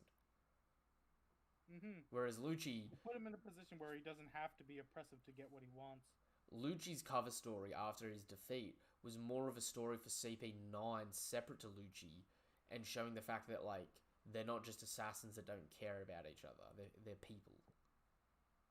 Whereas Lucci was always kept separate from that by the fact that he was, like, comatose the whole cover story. You know what I mean? It's weird. It's interesting, though. Also, right, I love this. I love this so much. Kaku's mask is just Kaku's face. Like, they've got the big googly eyes, but Kaku's got big googly eyes. They got this big square nose, but Kaku's got the big square nose. And it has no, like, jaw down. You know what I mean? Did we ever get confirmed actually on where the other former CP9 members are, or did they kind of just poof out of existence? We kind of just like straight up replaced Califo with Stussy, and then Jabra and the others are kind of just never mentioned again. Concept art for Film Red has Bluno and Khalifa in CP0. Oh, okay. So assumedly all of CP9's now become CP0. It's just we're only focusing on these ones. Because the organization is probably far bigger than we expect, you know what I mean? Which is interesting. Seems like Kaku's kind of always with Lucci as well. Yeah. True. I mean, it's Lucci's Zoro, isn't it? Okay. Yep. Which... I ain't gonna lie, I would actually be really excited to see a rematch between Kaku and Zoro. Because although Zoro's gotten, like, so much stronger, Kaku, when they first fought, Kaku went down not using Iron Body to try and defend, he was just f***ing around with his Devil Fruit. Like, it'd be really good to see him. Because, Kaku had no idea how his Devil Fruit was supposed to, like, he made up some pretty good moves on the fly, but he literally ate the fruit during the arc that he fought Zoro. I need the post-time skip pasta machine. Alright? Yeah. Like, I need this dude sitting down in his little cube, sending out projectile haki slashes like a weasel. It'd just be so funny. Like, I'm not gonna lie. Out of these three people here, I'm probably the most excited to see Kaku come back and do something. I want to go back to Box Giraffe with his little stubby arms and making like a new version of Shigan Rain. Although, mind you, now that like we've got these people here, right? If they are going to have a physical conflict with with our allies, how do you think it splits up? Who deals or clashes with who? Because it could be that this group clashes with the Straw Hats that aren't with Luffy right now. So Jinbei and Luffy are occupied with Bonnie and Chopper. Because these guys are also on a ship, and the Sunny right now is kind of like suspended over the ocean. So we're looking at Frankie, Usopp, Nami, Zoro, Robin, Sanji? Brook, and Zoro and Sanji. Could you imagine Sanji and Lucci, Zoro and Kaku, Robin and Stussy, and Frankie versus the upgraded Kuma? Ooh. The Nami, Brook, and Usopp kind of just yelling their heads off. Frankie would get trashed. He would, unfortunately. It would be fun to see, though.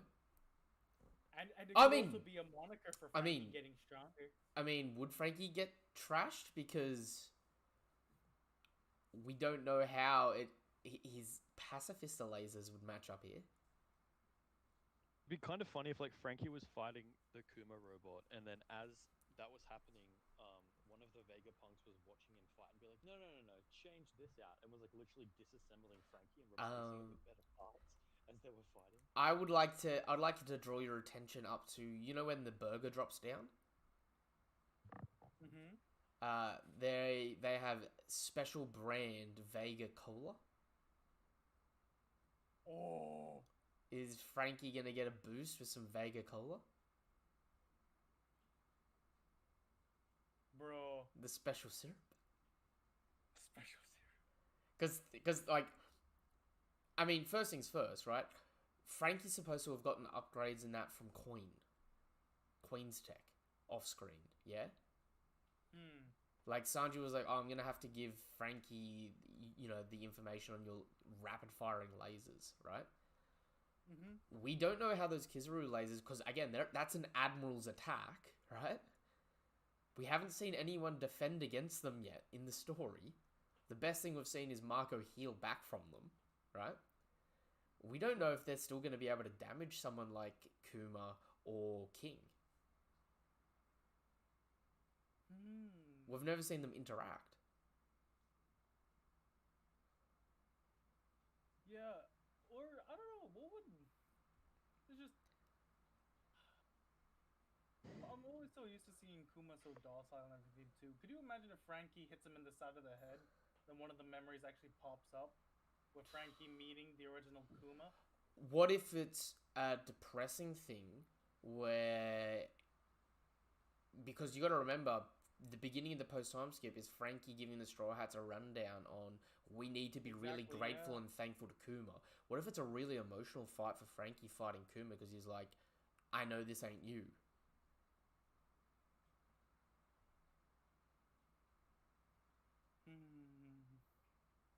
So there's potential here. There's potential here for some crazy plot lines.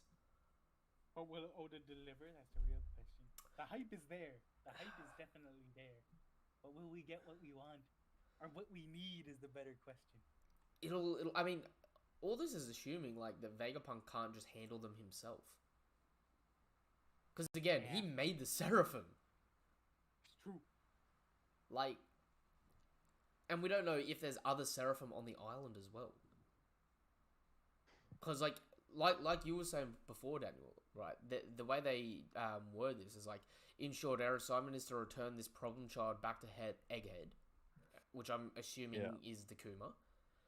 Then, while taking care not to damage any of the lab's precious assets, we're to eliminate every last Vegapunk. Oh, actually, here's an interesting thought. What happens if this Kuma ends up going rogue and it actually separates from CP0? And it happens to run into Helmeppo.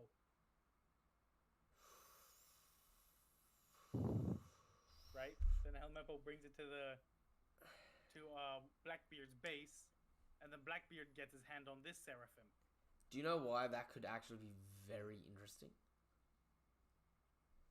Yeah, like Helmeppo needed a Seraphim, and here's a Seraphim right here that happens to be a quote-unquote problem child. Helmeppo doesn't know that. It happens very rarely, but when it does happen, Ode is an absolute prick for it. Where the cover page has a very important character that relates to something that happens in the chapter. Yeah? This cover page being Aokiji. A lot of people theorize for ages who's maybe a sword agent. I know for years people questioned whether or not he's actually a revolutionary. Right? Could you imagine if they get this, like, if you're right, this Kuma splits off, Helmeppo's able to get him, takes him to try and attack Blackbeard to get Kobe back, right? Only for, say, if this Kuma does end up having, like, Kuma's memories stored in him in some capacity, right? That being a trigger that when he's at Hachinosu, the Pirate Island Floorled, that's a catalyst to make Aokiji maybe switch on Blackbeard. Oh. It's a big reach. Yeah, then Aokiji would kind of have a bargaining chip with the Revolutionary Army. He's like, if you guys let me join, I'll give you back a friend. Unless he's already joined, and that's why he went under Blackbeard in the first place. It's true. Especially because since Blackbeard sacked... I can't remember that revolutionary island. Baltigo. Yeah, Baltigo. I keep thinking Baltimore. Yeah, I had that same problem the other week. Again, there's a huge jump of what ifs there. You know what I mean? I really want the Helmeppo theory to work out. That would be really cool. Even that, like... Don't ruin it for me, expert Ricky. I know it's probably not going to happen. But... I know it'd be... I just love the like having this theory in the future. And you're like, oh, it has to happen now. I would be so sad. Isn't that just being a One Piece fan? Yeah, legit. 100%. It's like Theorizing is more than half the fun. It has to go this way. I believe it'll go this way. It's so important that it goes this way. It goes the complete opposite way. This is the best thing that could ever happen. It happens. And you're either jaw dropping in amazement or you get sucked in the jaw. I'm not gonna lie. I definitely got socked in the jaw just this chapter with the whole punching of light. Was not expecting that to come out of nowhere. I didn't expect holograms to be a part of One Piece, honestly. I mean, that's the biggest. You can make virtual realities now. They've literally got VR in 3D.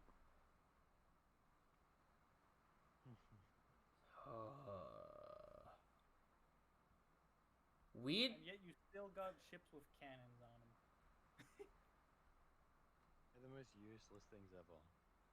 I have never Ship with like a cannon. I like there was that one anime scene where we roughly got a proper quote unquote battle where it was Jack going up against the 3 escort marine ships to take back Doflamingo. That was probably one of the closest instances we got to a proper naval battle where they actually use cannons. And the cannons actually appear to have some sort of relevance to the fight. I mean, if we're talking Navy fights, here's an actual, just really random question for you guys. Who's got a better Navy, Kaido or Big Mom? I would say Big Mom does.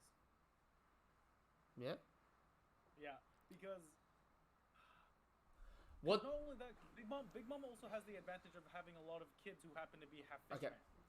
Let me ask this then. If you just got generic run-of-the-mill people and threw them on their ships, and it's just like what's on those ships, how well did those people go? Ooh. I gotta ask, what's gonna be more impressive, right? Is it gonna be long-range cannons that the Beast Pirates have, or is it gonna be homing cannonballs because they've got the homie cannonballs from Big Mom? I mean, most of the time, most guys can't hit jack squat, so I gotta go with the big mom homie things. You got to go with the homing. Yeah, I would say that would be a safe bet too. Fair. Definitely interesting. Oh man, I would love to see. Even if We're it's like gonna have a big mom versus Kaido debate. even imagine in the final war getting a chapter, a dedicated chapter to just it's 20 pages, right? Of double spreads. So it's just 10 double spreads back to back to back of a naval battle with all the different forces clashing, and it's just 10 double page spreads where you can just stare for hours and see all the little sub details of it, or where it's like, you know, the long range cannons are shooting off someone's ship while you've got the homing cannonballs coming from one ship to another. You got like torpedoes and stuff like that. If Oda ever does something like that, I would freak. Again, like we haven't seen a cannonball be relevant in a story that involves Marines and pirates since the days of the East Blue. Even You have someone like Buggy who has the buggy balls, which Yes! normally in a world like this would be super OP. Just the fact that he just makes cannonballs that are just better. But no, it's I don't know. You literally have town blowing up cannonballs, but that's not good enough because you've got, I don't know, Sunny with a cola powered air cannon. Oh shit! You know how you were talking about, you think the Seraphim are the post time skip warlords? Yes. Buggy! Does Vegapunk have access to the Muggy Balls? Oh. wouldn't he just use the lasers? I mean, yeah, he's got the lasers, but like he just invents all sorts of stuff, right? If he saw the Buggy Balls, Could you imagine a muggy laser? well, imagine he's got the lasers to like snipe things, but if he needs to do like an area of effect thing, it's like dropping a mini nuke. Damn. Even if he shoots the Buggy Ball and then shoots it with a laser to make it explode in an area.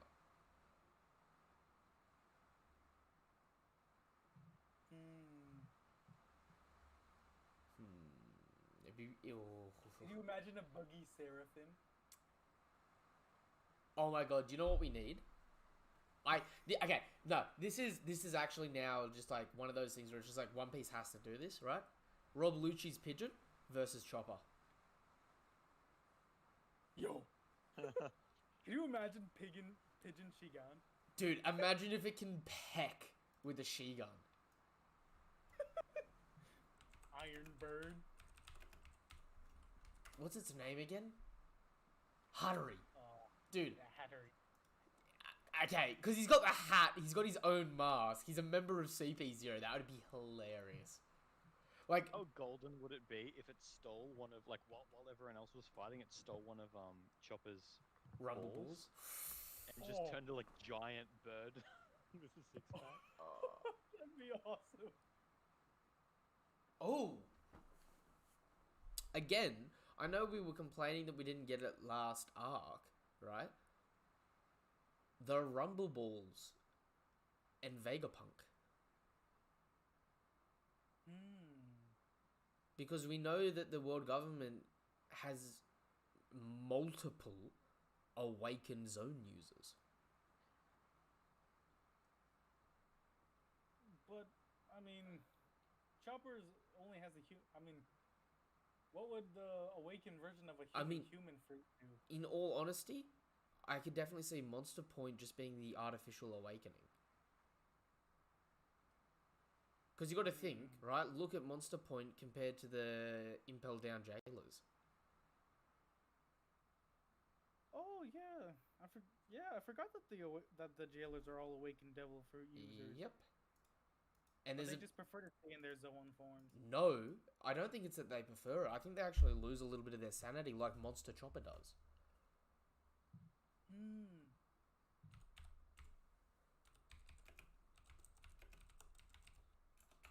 So what would Vegapunk do with the Rumble Ball? Well, he may have his own superior version. Because, like I said, we've got what, 1, 2, 3, 4. There's 5 Awakened Zone users that work at Impel Down alone, right? Like, there could have been something that Vegapunk was working on in the past when Vegapunk was trying to work out making zones, how to inadvertently awaken them. And considering if you don't have the skill to control your zone, you become a mindless beast like Chopper. That could be sort of what the jailer beasts are. You know what I mean? Like pre-time skip Chopper, when Monster Point loses his mind, just attacks everything, right? Post-time skip Chopper, fully capable of speech in Monster Point, really chill. You know what I mean? It's just Chopper. The jailer beasts are sort of the in-between, where they're in their jail, like they're in their man beast form, right? They don't talk ever. They act like they're animal, but they still follow orders. You know what I mean? Yeah.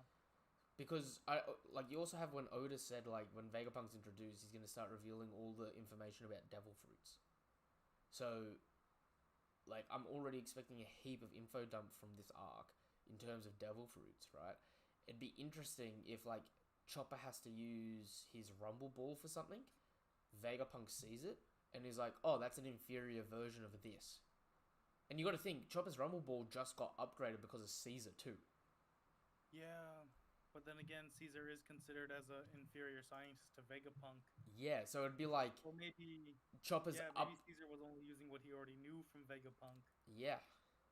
Whoa. There's... Although a bit of a roundabout question, honest to God, do you guys think that the devil fruits are an artificial creation? Or they're an organic?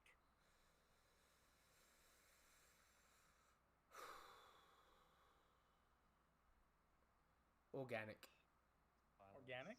Organic. You're gonna say organic? Yeah. What about you, Eggs for Brekkie? Artificially organic. If that makes sense. I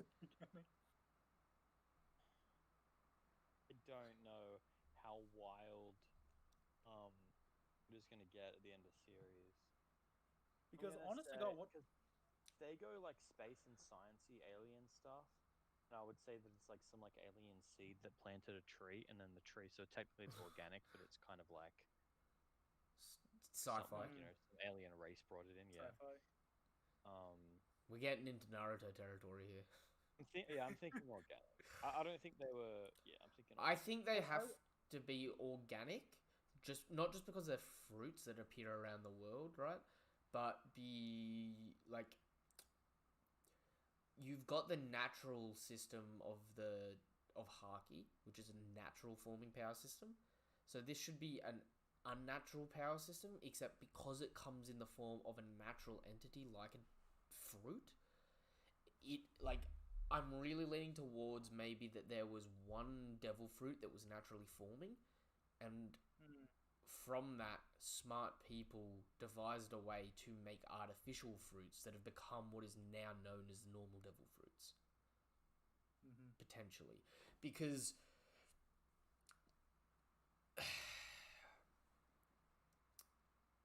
devil fruits are like winning the lotto. Haki's about determination and hard training. Tech in One Piece is about intelligence, right? There are people that aren't intelligent and don't have the will to like train. They can get things like sea stone to match these people, right? They can get like high tier weapons.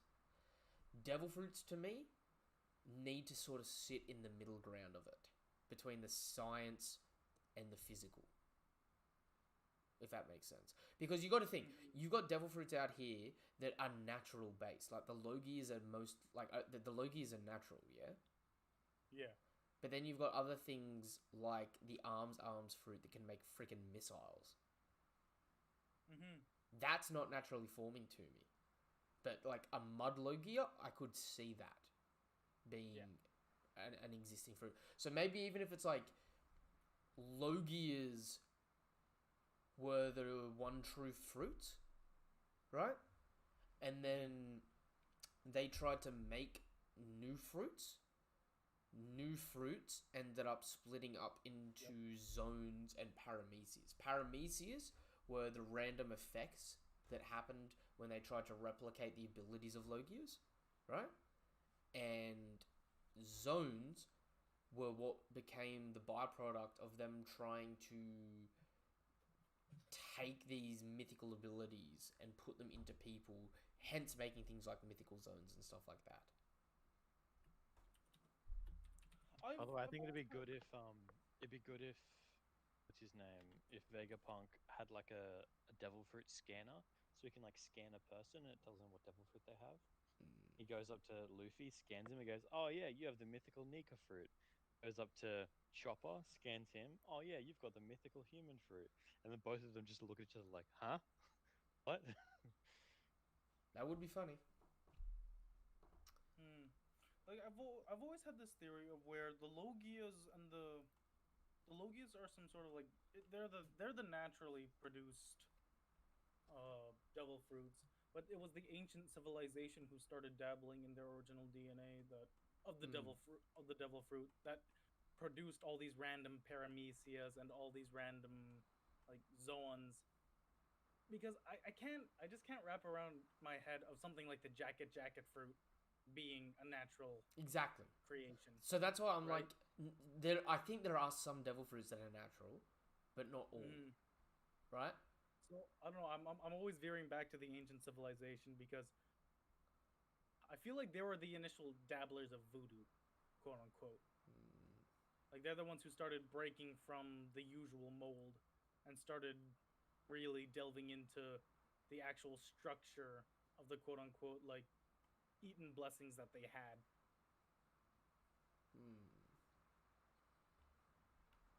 Because things like I don't know, it's just like things like the quake fruit too. It's like you can't tell me that's a natural like element. Which, but it also kind of puzzles me how things like the straw fruit isn't a Logia. See, and to me, that's the difference there, right? Where it's like, the straw fruit isn't a Logia because it's a status effect. It's not an element. And and elements being used very loosely there, right? Because like, and just so I don't forget anything, we'll bring up the list of all the Logias.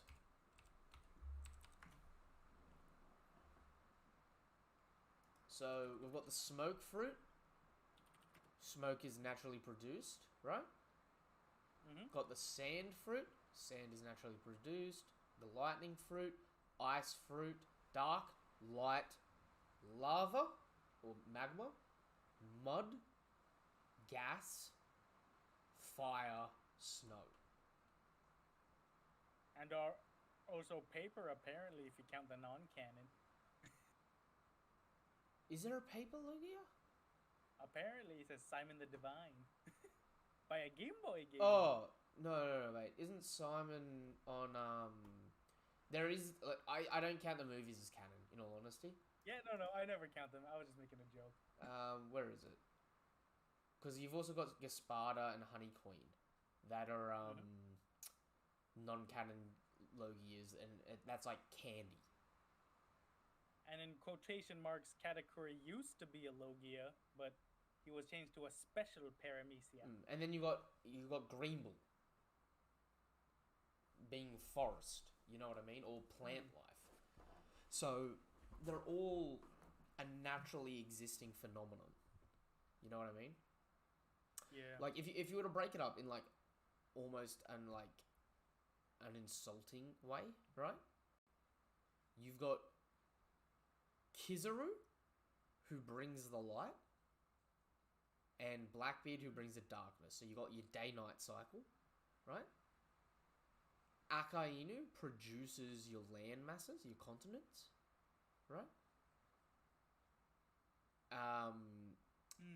Minei and Kuzan populate your world with water. Crocodile produces your beaches. Green Bull produces your forests. Caribou produces the land between the sand and the forests, so makes mud, right? Caesar populates the planet with oxygen and those normal chemicals, right? And then between Sabo, Smoker, and Enel, they're in a weird trifecta of they sort of create each other. You know what I mean? Lightning is just static build-up, right? Lightning hits something, creates fire. Fire creates smoke. So, like, they are very naturally existing, you know what I mean? Like, if you got all the Logias together, you can make your own planet. Yeah, no, definitely. They all have the base of being essentially a part of the naturally occurring ecosystem. Yeah, which is why I think he dipped on the idea of katakuri being one, because katakuri obviously being mochi and food is just like, it doesn't work. Mochi is made through the blood, sweat, and tears of proper chefs. R.I.P. I think a big thing to think about in terms of them being like real or natural though is the idea that they sort of have like a will of their own, and the fact that once you've died, the fruit, the soul or whatever of the fruit will kind of go into a nearby fruit. So it's not just like an individual fruit that has been grown from a tree that you eat. They're kind of like, it could have been that they never were even grown from a tree and they've existed forever. They're like synthesized in a lab and they've existed forever. And then the idea is like, who created the idea of like the devil fruits having a quote unquote soul, and then obviously with the black blades having like a mind of their own, and then you have things like the will of D, and then Joy Boy, and then the ancient weapons, assuming they're all people, which we don't know. But like this concept of like creating like a soul or like a destiny or it's something like that seems to all be very similar, and it seems to be like multiple different things. And like Kuma was saying, they could all go back to like the ancient civilization where they just had the ability to create, like maybe they had like the ability to like wield fate or something like that, and they could create like things that are destined to do certain things. I'm leaning towards the idea that Im has the first and maybe only naturally existing devil fruit. What happens if the first devil fruit is beneath the hat that's in the freezer? What happens if the first devil fruit is a water Logia? What happens if the devil fruit originated from Pangea?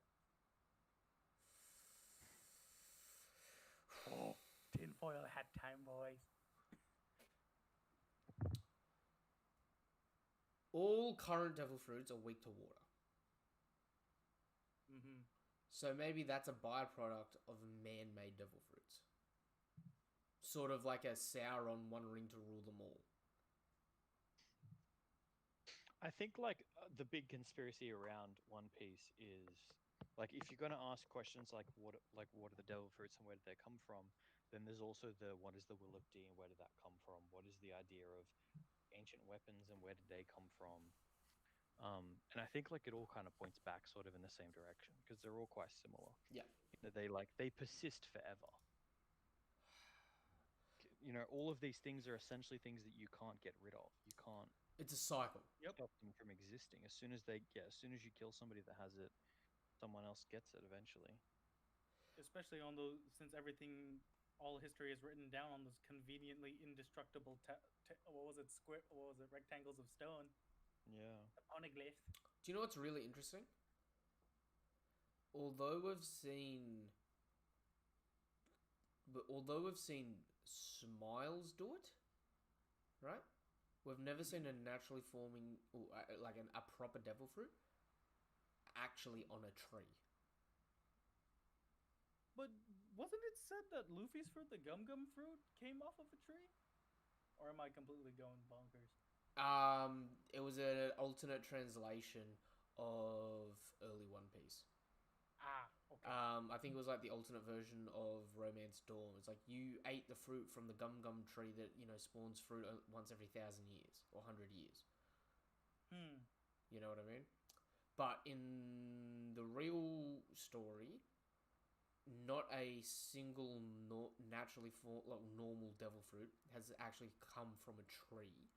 But we do know that when the user dies, they inhabit a nearby fruit of some capacity. Even that is up to speculation because, I mean, we saw that with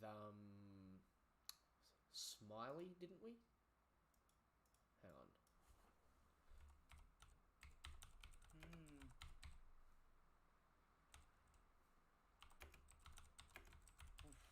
God, I'm just trying to process everything that I'm trying to think of. Now I'm trying to think of what happens when Smiley dies. Because Smiley may have only eaten a... Exodolotl. Well, he may have eaten a smile.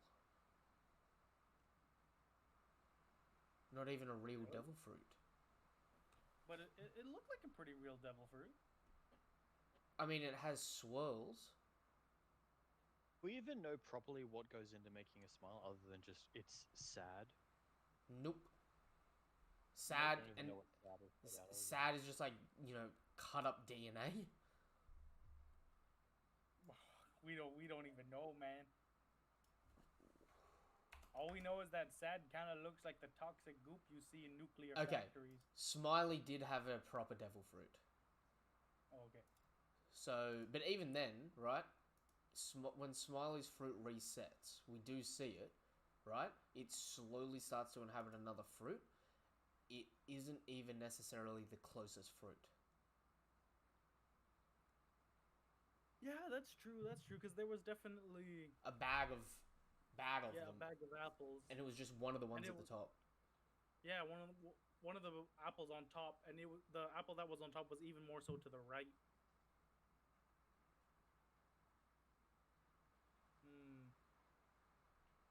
That's an interesting thing though, because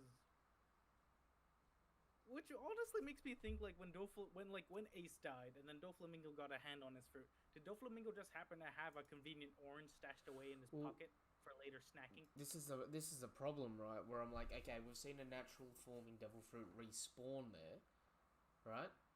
In a already preset like bag of fruits. You know what I mean? But it's like, if that was... Do you have to have a base fruit that's the same type for that fruit to respawn into? Yeah, because we've seen fruits done in like bananas, done in like papayas, done in like watermelons. Just all I don't sorts even of know what shapes. kind of fruit pickle Dalton's was though, because Dalton's devil fruit was shaped like a bison head. But that, again, it's a weird ass devil fruit. I mean, Chopper's was a mushroom. Yeah, but mushroom you can at least like add a couple swirls, sure. Dalton's it straight up had like horns. Is a mushroom a fruit or a fungus? To an uneducated person, it'd be a fruit. But you get what I mean, where it's like, if I'm You're not wrong. I'm just trying to state something that kind of makes me sound right. rethinking about this, I'm really starting to think that Vegapunk's really going to start like blasting through some of this info soon, or we're never going to get it. We still, by the way, have not seen Luffy know that he has his fruit. It has to happen in some way, right? I honestly can potentially see him ending the series not knowing, and it's like in the final, like after the final fight, everyone's like, "It's the Sun God Nika," and he's like, "Huh?" I'm just Luffy. Freedom and ignorance. Yeah. I feel like anyone with a brain would see him turn into his Gear 5 and just be like, oh, okay, so he has some like crazy Zoan fruit. Someone's eventually going to tell him. It's going to become known that he has a Zoan fruit. I don't know, man. This is Luffy we're talking about. He doesn't even know who his mom is. Heck, he didn't even know he had a dad until freaking Garp told him. He just thought he was a Cabbage Patch Kid. Exactly. Like, the Dan was basically the closest thing he had to a mother. Good old Dadan. I miss Dadan. Good old Dan. Yeah. I want more episodes of Dadan or something. Or just like a couple of shorts or something like that, like a cover story. I mean, I'm not gonna setting lie. up Two Piece for being just like Boruto, where they have a big scientific revolution, and now everyone's got these light touching gloves and stuff. If you could pick one weapon from One Piece to have, what would it be and why? Pluton. Gosh. Pluton. Oh, fuck. Good pick. Goddamn. No. Okay, how about ones you have to wield with your arms? Something scientific. Something that you'd have to wield.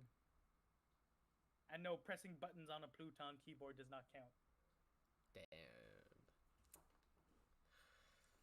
Like I know everybody would always go for swords first, but I've always been more of a kind of like a pole arm kind of guy. So I'd probably go with Whitebeard's Naginata. Whitebeard's blade. I'm gonna get tongue twisted there. Kurumuragiri? Was that its name? There we go. I'd have to go with that one. Like I've always been more of a pole arm guy. Just like the fact that I have a lot of reach, and I don't like pain, so stabbing a guy from a distance is always optimal. I always overlook like spears are just like objectively the best thing if you're fighting another person. Honestly, yeah, Keep spears distance. are so underrated, man. How are you ever gonna fight somebody with a spear if you have like a short sword? Like, what are you gonna do? Exactly. Not only Easy. that, we've also devised a fact into like, if you think about it, an arrow is just a long-range version of a very small spear. Like everything always returns to spear. I mean, A sword is technically just a spear with a really big blade. you can Oh, easily sorry, get go around on. with a spear by moving at the speed of sound. Duh. I know what weapon I'd take. I'd take Capone's Tommy gun. Ooh. I mean, I got no haki, right? I'm not gonna be able to wield a sword. I'm just gonna shoot you with a Tommy gun. Dang. Just take a pacifista laser. Just be like the discount really bad Iron Man. Does a rejectile count as a weapon? Or is more I will accept it, but remember, a rejectile does some damage to you too, sir. Yeah. 10 Not times. if I just like. What if I just put like a little button from the distance? Oh my Yeah, god. you could cheese the rejectiles so easily. No. Yeah, what if I just make a whole minefield of rejectiles? Yo, no, screw this. I actually now am really pissed off. Why? Bellamy went to Sky Island. Why did he not get a rejectile with his spring fruit? Yo, imagine if he Oh. like turned his legs into springs, fired the rejectile, and then used the compression on the springs to then jump at you. Yeah. Double hit you. Oh. I don't know though, because Bellamy's armament hockey isn't that great. So what if he just runs into a wall and then he goes splat? But he's a spring. He would just bounce off.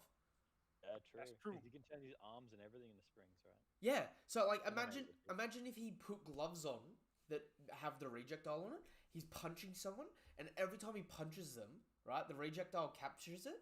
The next punch shoots the rejectile, but then it redirects and reverberates through his body, and then comes back with the other punch. Oh. So he's like Luffy with the Gum Gum Gatling, but each punch is progressively getting stronger. Oh man. See, it's stuff like this. Like if you were to actually take almost every element that Oda's actually made and actually apply it Oh, dude, with a way more open mind. if I had like 3 years of prep time in the One Piece world and like a competent enough crew to travel anywhere to start working on things, you could do a lot of damage, right? Mm-hmm. Like, dude, think about how many ways there are to get rich in One Piece. Like, say you got a devil fruit and you didn't want to be a badass or a ruler or a like really noble person. Like, dude, imagine Kuma with the pawpaw fruit, right? Yep. Just rejecting people's back pain as a medical practitioner. Oh. Only be temporary though is the problem. I mean, brings in more dosh. That's true. Pain is everlasting. Yeah. Just like the unfortunate waves of life. I mean, look, it's the same thing if you're Caesar, right? Just like be like, oh, come into my practice. You've just got a room set up, right? And you know, you're just like, okay, we're gonna put you to sleep and do this, right? All you're doing is just like you're just doping them with a bunch of different gases and that to stop them feeling pain. Or Caesar could literally just be his own kind of nuclear power plant entrepreneur. I mean, man. so many of these fruits, you would just be able to retire and live like a pretty chill life if you just used it for some random. But I guess the thing is And that in this world, the fruits are super rare. It's just that Yeah. people we're seeing are like, you don't get to this position without one. Dude, okay. Would you, if you found a devil fruit, would you eat it? Yeah, for sure. For sure? If it wasn't 100% now, I if it would. was a normal fruit, yeah, absolutely. Okay. Even though you've got like 70% likelihood of a paramecia. oh, bro, just hit me with that ope no mi, and I'm all ready to go. Yeah, realistically, like if I was in this world, I would just be chilling on an island, living like a normal Dude, life. I would not be trying I'm to be sorry. bloody pirate kid. Dude, you eat a Yeah, devil man, fruit and you get the ox fruit. I honestly, I would sit there tearing up just like, I had one shot. I had one shot to be just set for life, and instead I can just haul a cart that's extra heavy. Hey, still better than nothing, man. I mean, to be fair, when you're bench pressing carts, that's still pretty impressive. True. Imagine if like you hated music and then you got A poos fruit. what's his name? Yeah, a poo's fruit, and your teeth are bloody keyboards, like keys now. How does he eat? He must have a liquid diet. Oh, no. Could you imagine if a poo's fruit didn't work if you can't strike up a decent beat? I mean, Yeah. low key, that's what the anime did to a poo. They made him have terrible music. You can't do it to him like that, bro. Dude, they did him so dirty. How do you have the Onigashima intro sound, like the music video that was sick with Queen? The Welcome to Onigashima like music, that was sick. That was a heaps good thing. And then you get to a poo actually fighting, and it's just him just going scratch, bang, pop, run away. And it's like, dude, get a musician, please. Get someone out here to make a beat, please. He's a Expecting DJ. Pooh to get a whole new remix at Bro, least. I'm sorry, right? One of my favorite moments in One Piece is this music reaching you? Da-da-da-da, da-da-da-da. Navy Admiral Kizaru. Ba-ba-ba-ba, ba-ba-ba-ba. Slash. Like, dude, they went hard for that beat. And I remember I didn't like it at first, but the more I've like gotten to enjoy Apu's character, I go back to that and I'll listen to that and I'm like, yo, they could have given him this much love throughout the rest of the story with like actual like musical tones. And they've just done him so dirty. There's this, I forget, but there's this really good remix of it. Apu remix. I'll send it to you guys later. Okay. But yeah, it got me absolutely hitched on it, and it's by Luna Kartix, I think. Okay, I'm definitely gonna have to give that a listen to because, in all honesty, right, that is a low key bop. What? Yeah, no, I mean honestly, like, and this person made it like a complete, just straight up instrumental. Yeah, there we go. How sad would it be if you got boa's fruit and then you started trying to turn people into stone and like nobody turned into stone? You're too Oh. ugly. Yeah, you just look around, you're like, oh really? Well, okay, but what if it works the other way? What if you're really ugly and you try to turn people to stone and it turns them to stone if they think you're ugly? Ah, Ah. well, that's good because you could do a lot to make your power stronger. Ow, oof. That felt like a personal jab there. You, I mean anyone. Oh, dude, you go just put your face down on like an open flame to try and make your fruit more effective. You just get like tons of like face tattoos and stuff and like yeah. Oh. What would be the worst? Oh, actually, do you know what? Okay, what would be the worst zone you could get? What is the worst zone? Zone? Yeah, what's a worst zone? Slug fruit, if it ever existed. What? Okay, out of the canon fruits, what's the worst devil fruit? What's the worst zone? The worst one of each category. Each one of each category, eh? It's hard to actually make any of the Logias bad, though. Oh, I mean, out of the Logias, Mud. I don't know. No. Even mud, you get like an. Even mud can be pretty Dude, potent, bro. That's you got the technically pocket water. dimension. I'm sorry, it's if it's gonna be one of the Pocket Logias, dimension's the best. it's either snow. Or smoke. For Yeah. me, honestly, snow or smoke. I don't know. Here's the thing. You just- Light. How in a real life situation, how can you control that? I mean, say it's just like you can use it how he uses it, so you can just Or- travel. You can Here's just the travel thing, fast. if you turn into light incarnate, everyone around you would get blinded if they looked anywhere close to Or you. if you just dial it down a Well- lot, you could technically just be a walking, talking light bulb. Remember though, he can stay. He can be light without putting out light.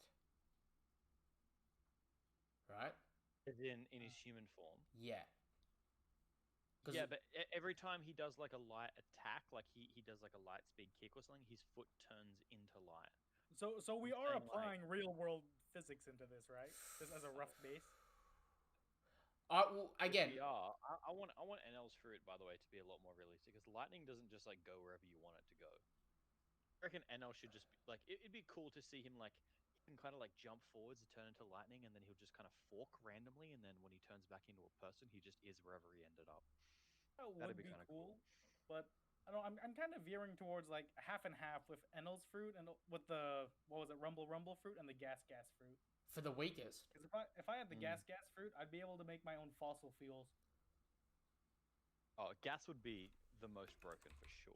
Especially if you 100%. studied up on your chemistry, you could just yeah. honestly, no. The worst one to have would be the dark fruit. Yeah. Like Blackbeard's fruit, outside of fighting other devil fruit users, is absolutely just like no. The Butt pocket sauce, dimension bro. causes damage to anything in it. Yep. Plus, you also take twice as much damage. Yeah, that's the thing. And like, if you're just gonna live a normal life, you're just gonna like, and obviously you'd use your fruit for like, I don't know, money or whatever. But like, if you're just gonna like live a relatively normal life, you're not gonna go try to beat everybody up. You're gonna be Especially taking too, more because devil pain. fruits kind of are like also like kind of tied in with emotions too. Like if you get super angry, like if you have the flame fruit, you start heating up. If you have the dark fruit, you start absorbing everything, which of course isn't a good thing. So you'd always have Yeah. to be constantly going to therapy sessions, which will bleed your Everyone- wallet dry. Everyone's gonna instantly think that you're like evil. Absolutely. 100%. Hey, I'm the only person in the world who has like this crazy superpower, and it makes me insanely strong, and it just happens to be darkness incarnate. I'm a good guy though. I mean, if you had the ice fruit, you could try to help curb the what was it, global warming and like Yeah. all that like climate change and stuff. I mean, Give back land to the polar bears and penguins. if you had the ice fruit, you would just go somewhere where it's really hot and create your own snow range. Because once you ice it down enough, it'll naturally snow. And then you just capitalize on having a snow resort in like the middle of the Australian outback. Then everything outside of your cold area that you've made just becomes insane storms because you've cooled the hot air. Yeah, because you'd be messing over with the climate quite a bit. 100%. Okay, I've got the list of all the Can you devil fruits imagine up. making it snow in Africa? Down in Africa. Alright. Alright, what am I looking at here? Paramecias. Oh, Paramecias. It's either the human fruit or the jacket fruit for me. Nah, the I can't human imagine trying to convince Not- anybody to put me on. human Not for th- sure. there are fruits worse than the human fruit. Easily. Not. There's not? It's not like the snot fruit. Snot. Oh! Oh, I forgot. Oh, I repressed that. Although you could make your own brands of glue.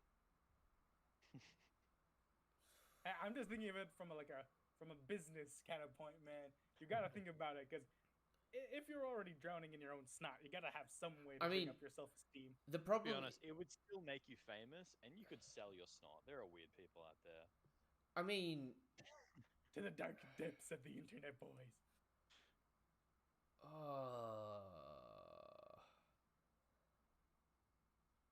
um, there are some It's bad, not- there are some bad fruits. I'm looking through the whole list. The human, we're assuming it just does nothing, right? No, that- no. It does something. It definitely does something. It does two things. If you're a human and you eat it, you get smarter. You become peak human condition, so smarter, stronger. Like you are a prime human. We could say that. Like you got to think, Chopper can put on like 100 kilos of just muscle mass. I Right. think that's worth the Chopper being Chopper instead of the actual fruit contribution. Oh, I don't know about that. Like if I ate that fruit, it's like this is my normal form, and then you get like my full zone transformation, and it's me, but just slightly taller, slightly fitter, and can grow a beard that connects. I don't know, man. To me, that's a win. The three things he wants. You're aiming for a Chatify form. That's one. Yeah, no, again, that's it. The fruit just chads you up. I mean, it took a reindeer and made him look like a buff man beast. True.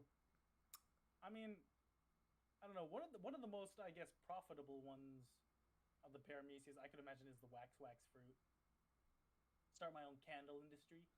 Wax figurines. To be honest, though, you'd flood the market, and then it would just be. I think I've got an issue with capitalism, boys. I feel like I'd You'd start have a lot to- of monopolies. Okay. You'd literally have to like control your output so that you don't flood the market of candles. Because I mean, people can just make it from home. Snot. We'd screw over all of the little people that want to make candles. And That's the point of a monopoly. It's Eggs like, for screw breakfast. you off. I want them to crumble. Okay, the snot fruit, yeah, it does suck, right? But think of it like this, right? You're It doesn't essentially snot. you're essentially able, like, because again, Treble is odd with it because he makes a blanket out of it. Yeah. That's not, you don't need to do that. Yeah. You know what I mean? Mm-hmm. What about the rust fruit though?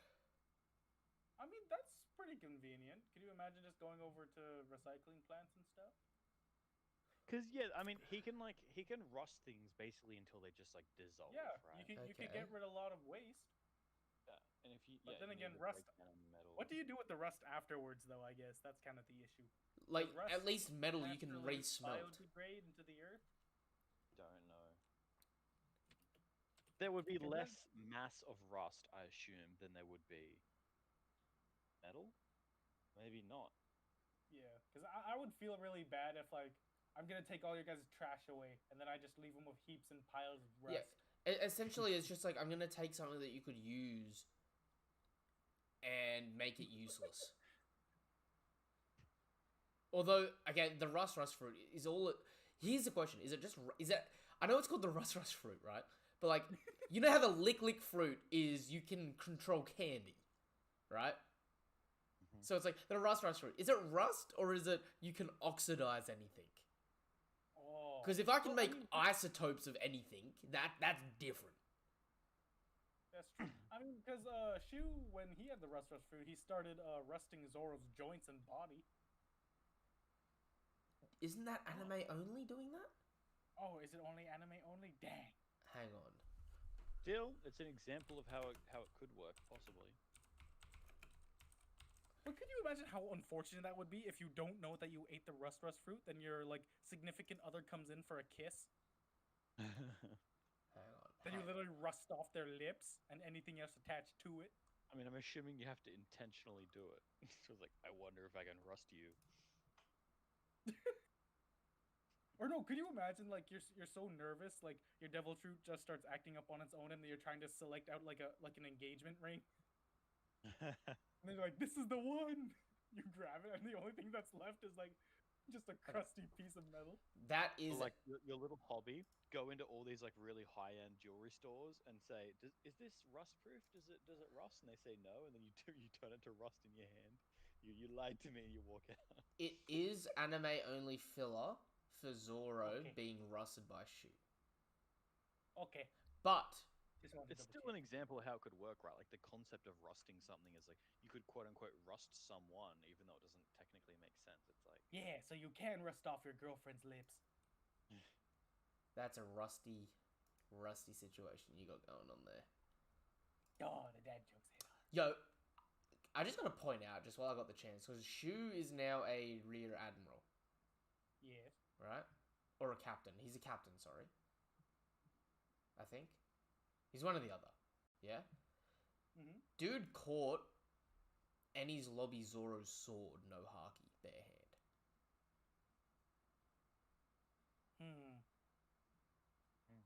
Oh, actually, just a quick reminder. Like another pretty bad fruit would be the berry fruit. Yeah. Okay. Berry, What's that one? you just turn into berries. It's Buggy's fruit but round. Exactly. Which is even quote unquote worse because But- you can't control it. Like Frankie literally used Berry's head as a freaking cannonball. At least with that, right? You can like split yourself up. You know what I mean? Yes. Like if But so, what happens if like you get too separated that you can't put yourself back together? Oh, that dude. Yeah. yeah.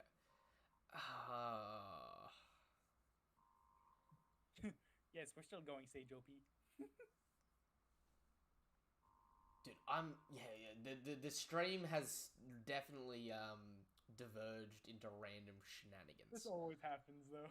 It's good. It's good. We haven't actually finished the chapter, but we haven't talked about all of it yet. Oh god, what did we still have to cover? What's Zoro wanting from Vegapunk? Oh, surely that's just in regards to Kuma. Sure. Why would Zoro care that much? Because Zoro's the first mate, right? So like Vegapunk's shown up, flexed that they're Vegapunk, right?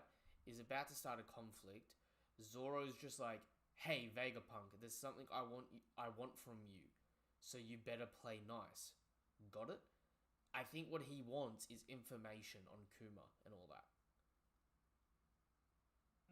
I gotta say though, like having Bonnie wanting that and Zoro wanting that at the same time is a bit like. But the reason we want it from the Straw Hats' perspective, and like, which is I think the reason why,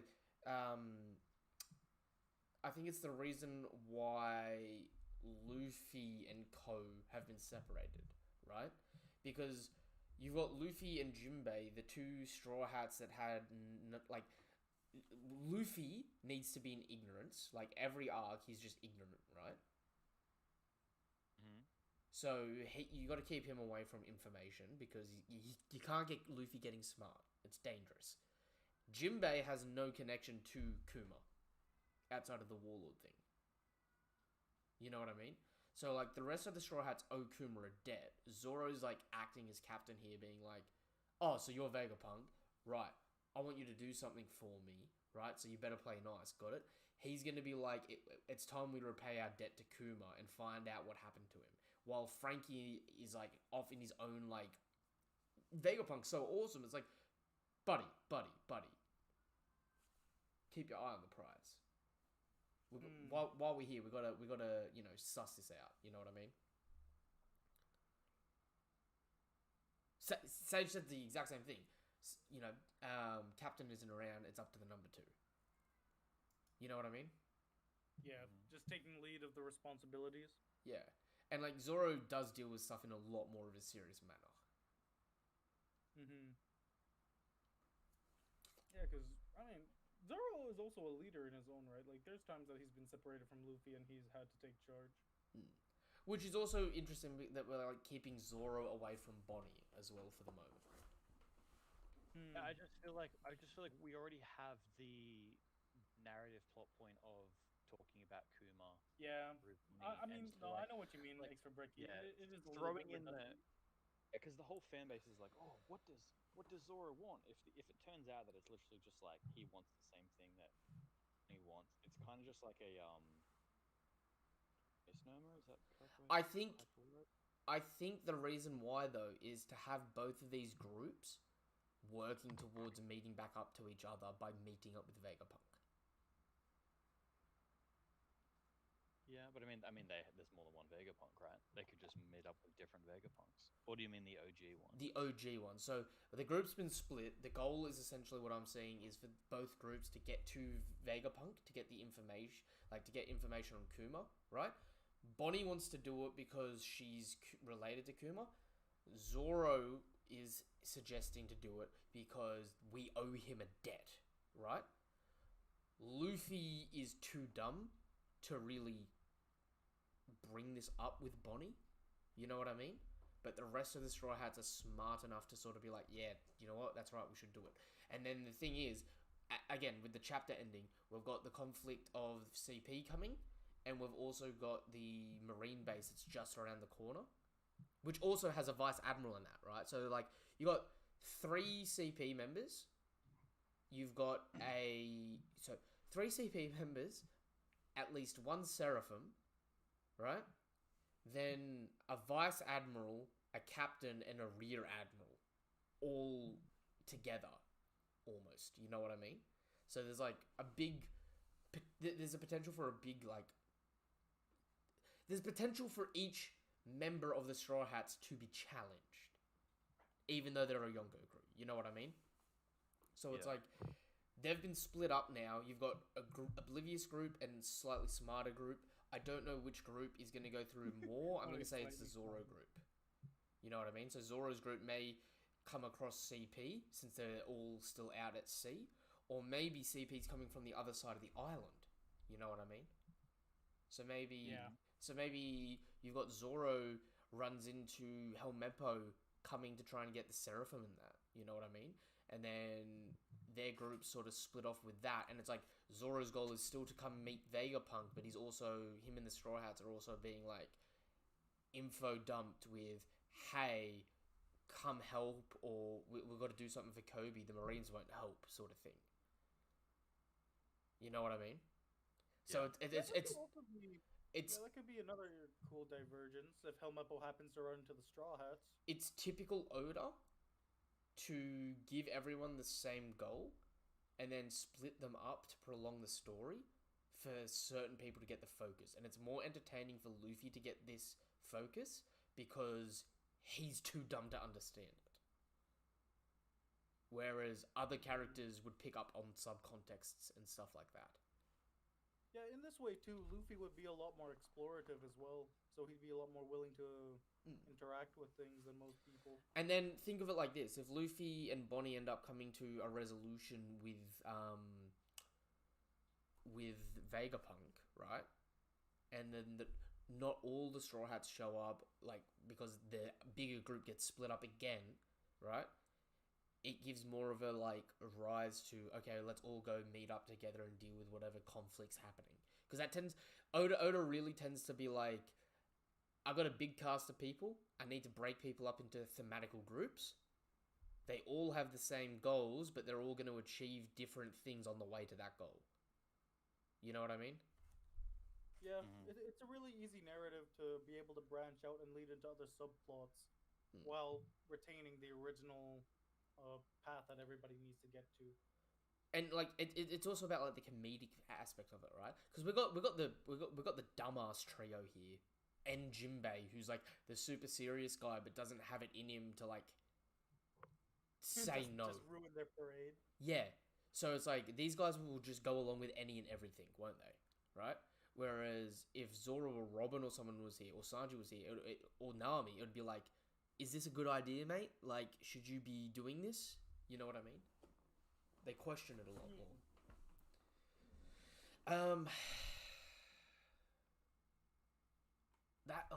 That being said, though,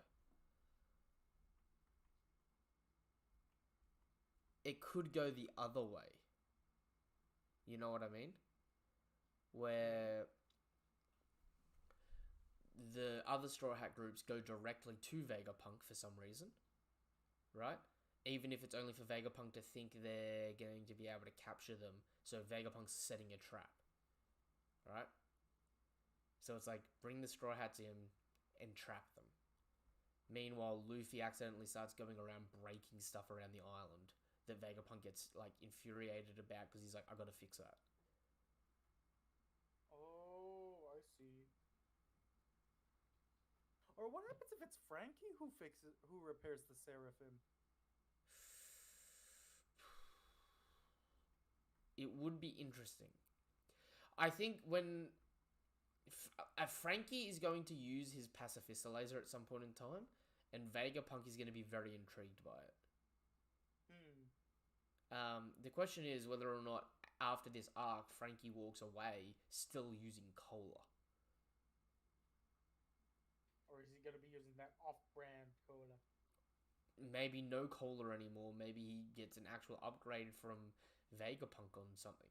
Or, I mean, mind you, right? What about the Gao cannon? Will it actually shoot a mega beam laser? Well, we haven't seen the Gao cannon post time skip. I'm pretty That's sure. true. So it hasn't made a triumphant return post time So skip, even as almost as long as Cannonball's being relevant. and it may even have something to do with Pluton.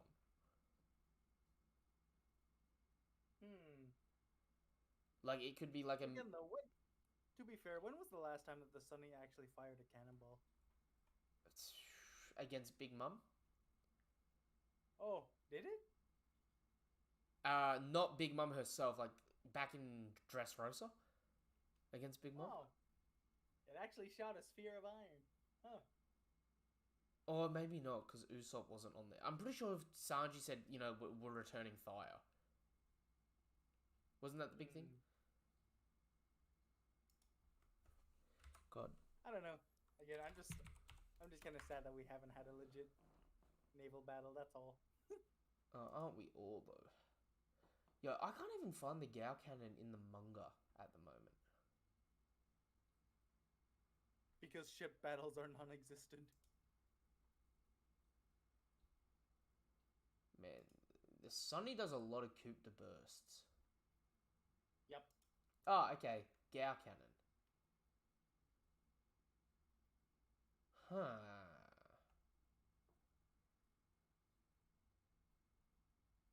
Man, the Gao cannon in the anime is very different to what seemingly the Gao cannon is in the manga.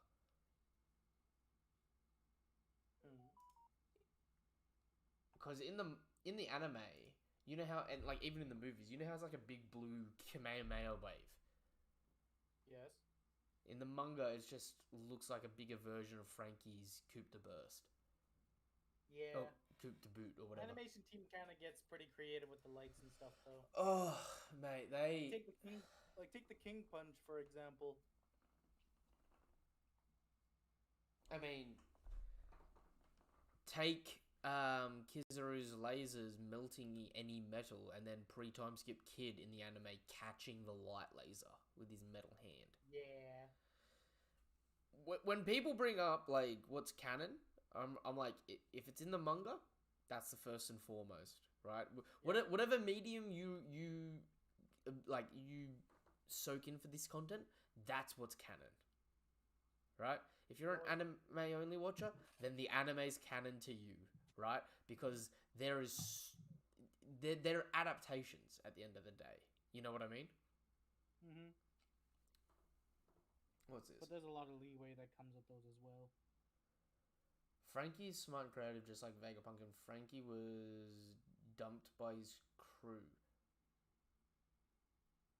Call me crazy, Vegapunk as Frankie could be blood related. Weren't they firing cannonballs while escaping Big Mom's territory? Ooh, were they? I don't remember. We don't do a lot of cannonball stuff, which is kind of depressing. It is. You know how Oda can make up for all this? Have a bounty hunter shoot cannonballs. Ooh, I would love the return of a big bounty hunter. Okay, as if one of the paths of Vegapunk isn't a bounty hunter, so that they can get money. That would be a nice addition. Like, what are the names of them all? And I know they're all on the island, so it doesn't really count. I guess it would be this Lilith one, wouldn't it? That would be the bounty hunter. Like, oh, we'll sink them. Yeah. She would be. She seems like the most type to actually try to hunt down people. What are your thoughts on the naming scheme for these Vegapunks?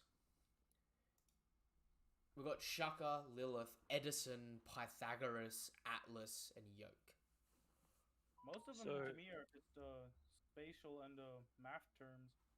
They all seem to have to do with the moon, right? Because I was reading at the very end, the editor's notes. They're all like different craters on the moon. Obviously, they're named after scientists, but they've named all the different craters on the moon after scientists. So they're the names of heaps of different craters that are all on the moon, and then there's Lilith, which apparently is the dark side of the moon, and then there's Stella, which is like a stellar body like the moon.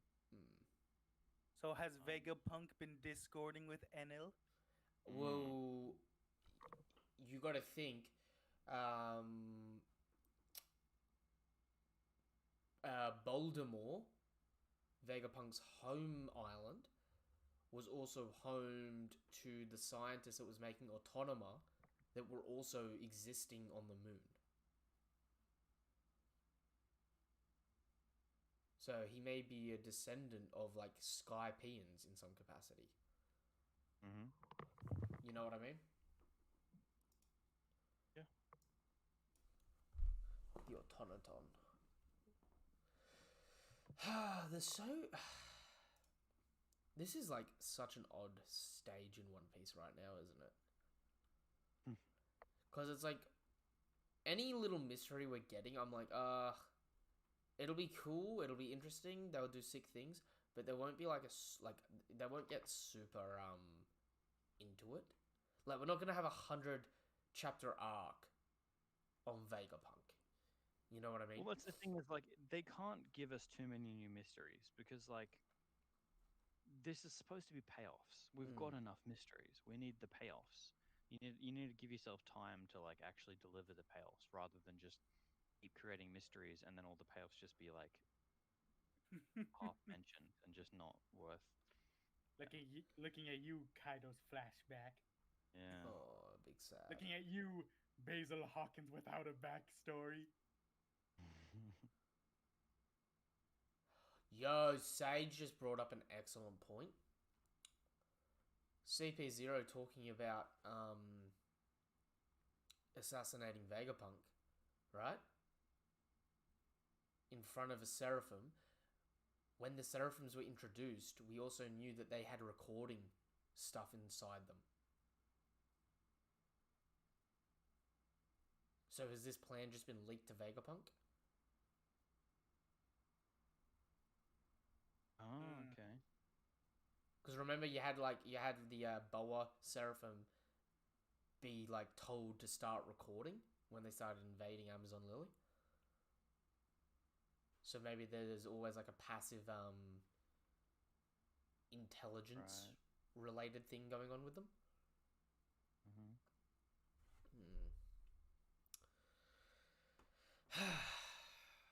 Robin vs. Stussy inbound. I got a feeling that's what's gonna happen. Gosh, but do we give Robin the dub in that case? Oh, hell yeah. Hell yeah. Nah, I'm sorry. Robin is taking Stussy at this point in time. Confidently.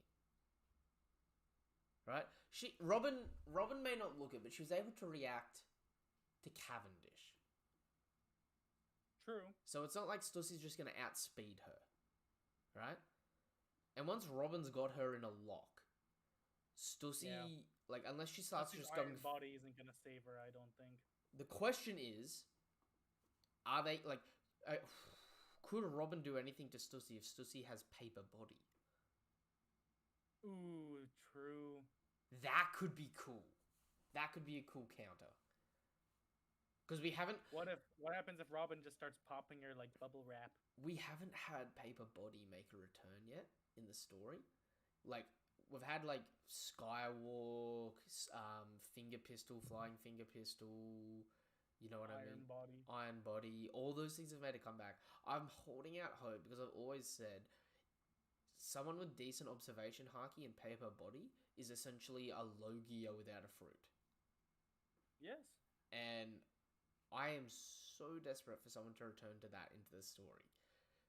And if we don't, right, I demand Oda, just for the shits and gigs because of how funny it would look, say that Garp has paper body. Because, like, could you imagine Garp versus Roger back in the day? Two big burly men, and it's like a scene out of Popeye where it's like Pluto's just like leaning to the side and pulling himself out the way. Oh my gosh, that'd be dope. I know that would be memeing on Garp a little, but that would be so perfect. It'd be so One Piece, wouldn't it? Garp defeats Rock by like squatting down to half his size and punching rocks in the balls. You mean punching him in the rocks? 100%. Right in the Twin Peak Mountains. Oh, damn. Sage is saying we need more armament haki users. Do we? I mean, quite a bit. all CP0 has armament haki. I ain't even gonna front that. They've all got armament and observation. We already know this.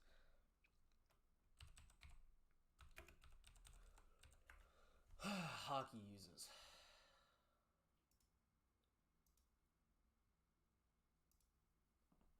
Honestly, I'd like to see like what was it? Observation hockey elaborate a little more. Observation Because hockey? with the armament hockey, right? Like once you armor up, that's technically your max right there. Like it, to me at least, it's always been seeming like armament hockey. Once you've completely enveloped a part of your body with it, that's as hard as it's going to get until you train harder with it. Yeah. One of the comparisons I like looking at. I know this is anime only, but in the fight of Smoker versus Virgo, the animation team made Virgo's hockey a little bit more like blackish purple. Darker.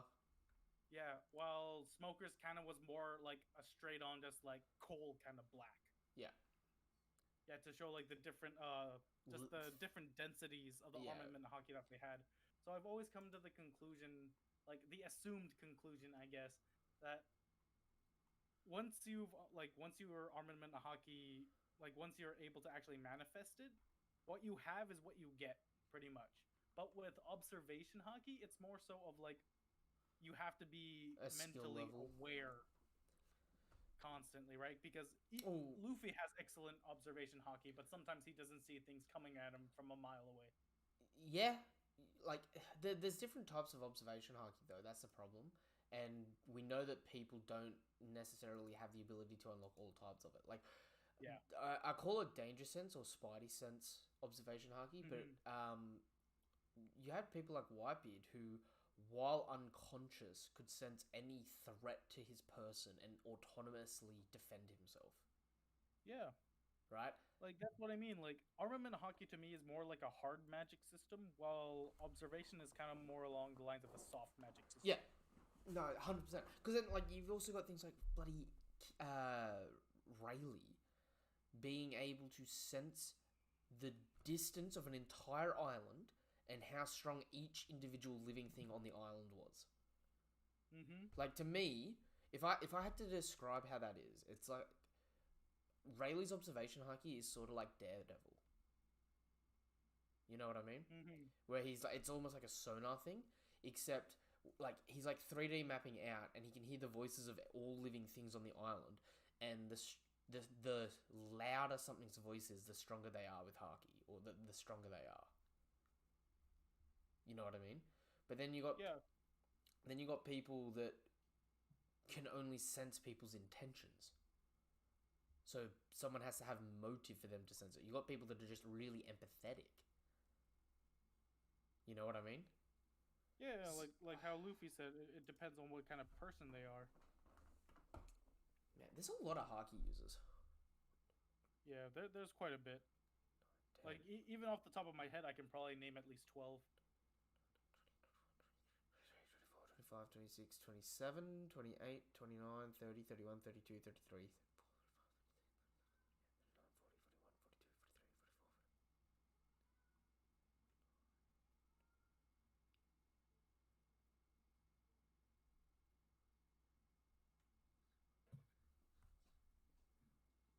Even then, though, Oh my God. I've also wanted more like original techniques.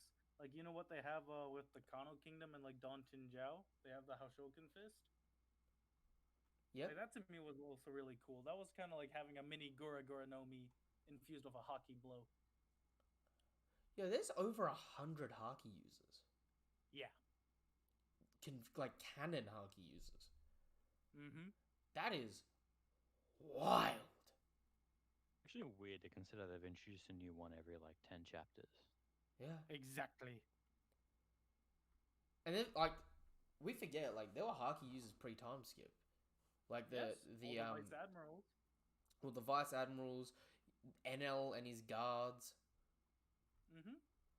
Garp.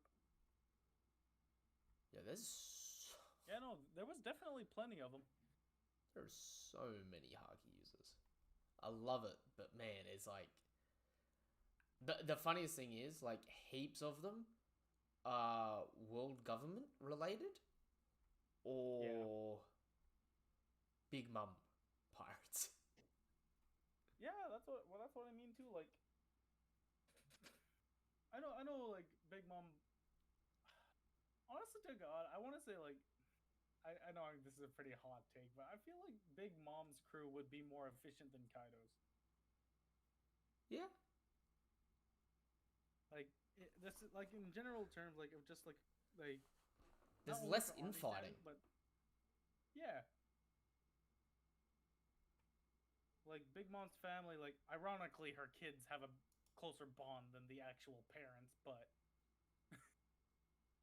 again, it's that general sense of love. Like, although discounting like abusive people like Oven and stuff with the treatment of Chiffon and everything, but for the most part, they're pretty chill with each other. I feel like they've got a lot more synergy as well. Oh, 100%. It's also not a trust issue either, because with Kaido's crew, since you're always trying to vie for the next spot, you don't mind if the guy ahead of you dies. You're not going to stretch out your neck for them.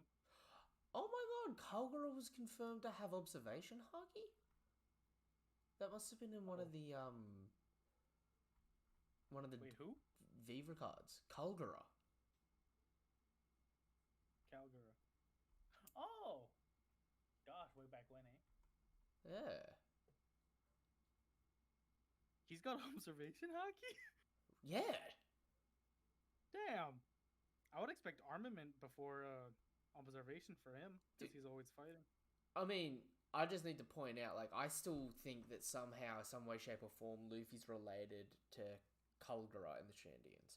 Because you got old mate that was the leader of the Shandians with the, like, dog hat that looked like Garp, right? And Kalgara and Garp are introduced one arc after the other, both throwing giant cannonballs. Like, I don't know if Oda's gonna follow through with it. Like, do you remember the giant cannonball that Kalgara throws? No, I don't actually.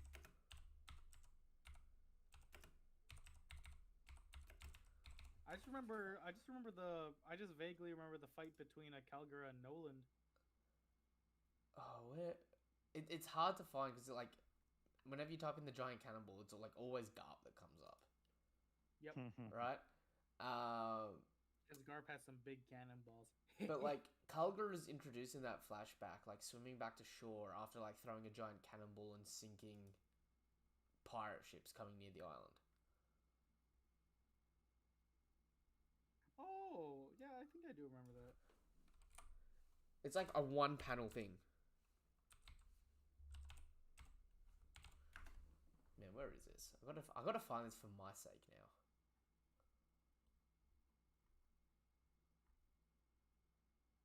Ooh, is that concept art for Kalgara?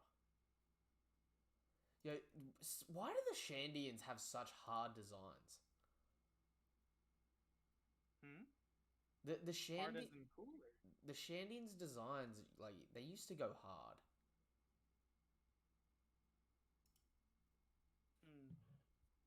Like, Kalgara and Wiper are just like meathead, sort of like. I don't know. I like their designs a lot. Okay, here we go. When was this?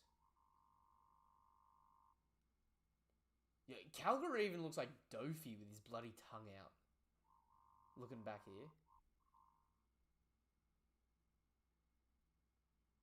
Oh, why can't I find this chapter?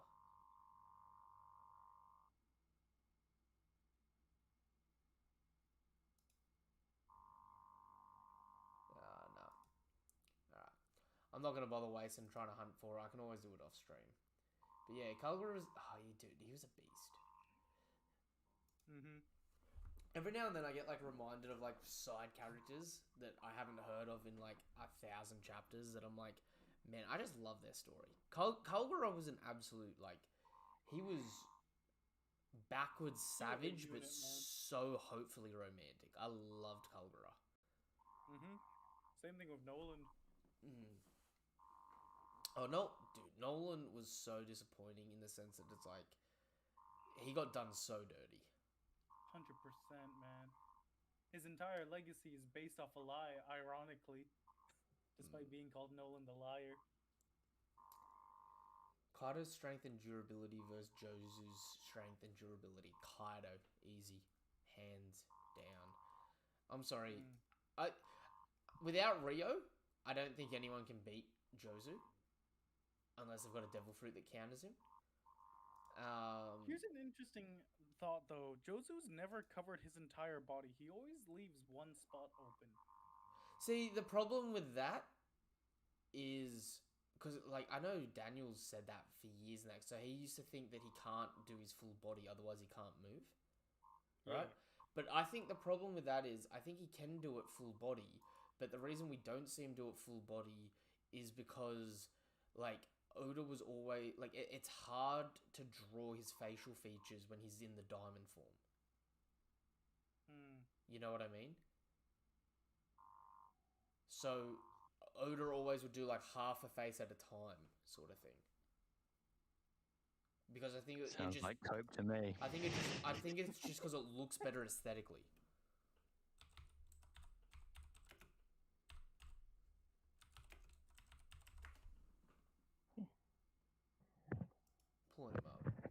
Pulling up good old Josie, because you got like when you see him when he has blocked the Mihawk slash, right, and you see half of his face is diamond and that. It's like if Oda had to draw him like that all the time, that'd be so annoying and it would be so dissatisfying to see visually. Yeah, fair enough. You'd just be looking at a block the entire time. Well, like half the time it'd be like, you know, coloring. Like it'd be like bloody he's just like done a bunch of squiggled lines. You know what I mean? Whereas, like, I still personally think he can go full body diamond and still move. But, like, I understand that we haven't seen it. You know what I mean? Because, like, I mean, you got the anime and the manga that are different as well. Like, in the anime, he goes full body except for, like, one small section on his face. Not even his full face, just, like, a quarter of his face.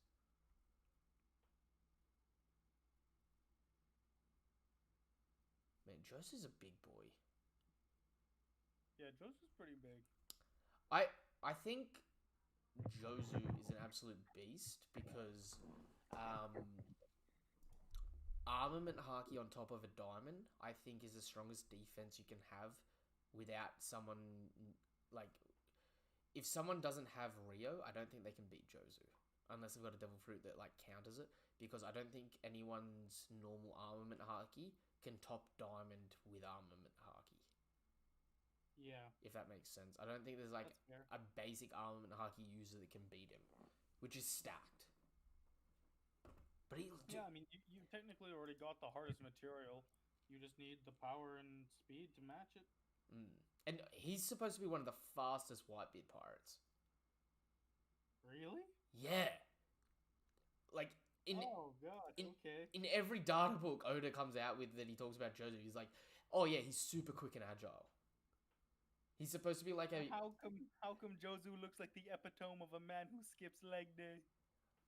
He skips deads and squats. He doesn't he does his sprints. All right, that's why he's got the chicken legs. Right? He only ever does cross country. Oh god. He's all upper body and cross country.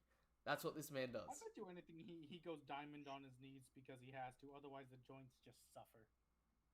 I mean, I would if he can't move while in diamond form, think about how annoying that would be. Like, would that mess up the part of him that isn't diamond? If he punches someone, right? The diamond thing's stronger than the flesh part of him, and it just like dislocates his shoulder every time he throws a punch. Oh, yeah, that would smart. Dude, just get money by like just like breaking off Josu's hair, let it grow back and break off more of his hair. Invincible, but at the same time, it's the ultimate sacrifice of mobility.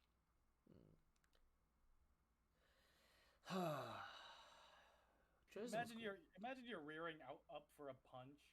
You finally found an opening. You go halfway, and then when you finally decide to diamond up, you stop.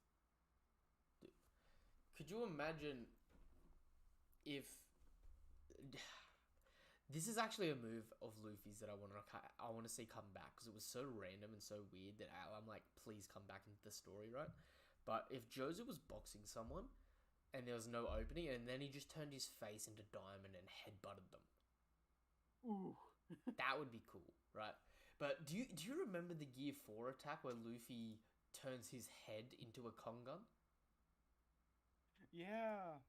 Dude, the Gear 4 Guma Bell is absolutely like he looks like a magnum. Like his body turns into like an actual like Glock. It's so dumb. I love it. So dumb. Alright. We've been going for about 3 hours now. Do you guys have any predictions or anything for the next chapter before we wrap up?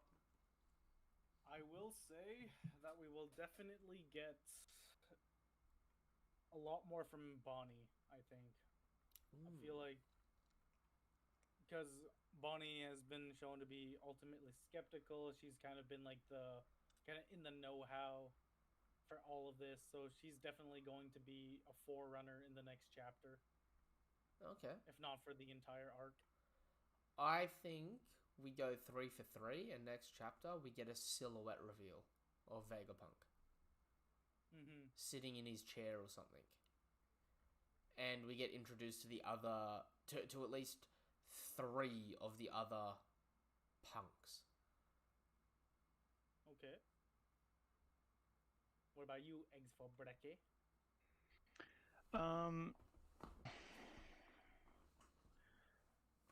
I don't know. I think next chapter is just going to be a bit informational. I think it might just be like Luffy chatting to Vegapunk and learning some more stuff, and then a bit more about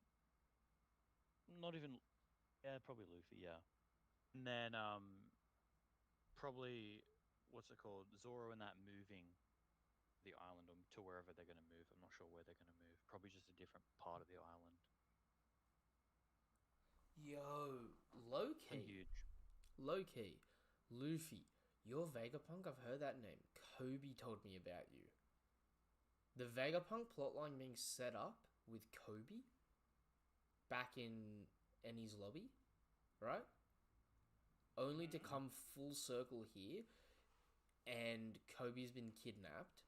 Luffy may actually express to Vegapunk that he knows Kobe, meaning Vegapunk pacifies out and is like, oh, you're friends with Kobe, huh? Okay, he's pretty cool, right? At the same time as well, that CP0, again, and his lobby, are the main villains again. Bro, we've Robin gets kidnapped ×2. Oda really just go, this plot point, add 400 chapters, and we'll be back. Not much will change.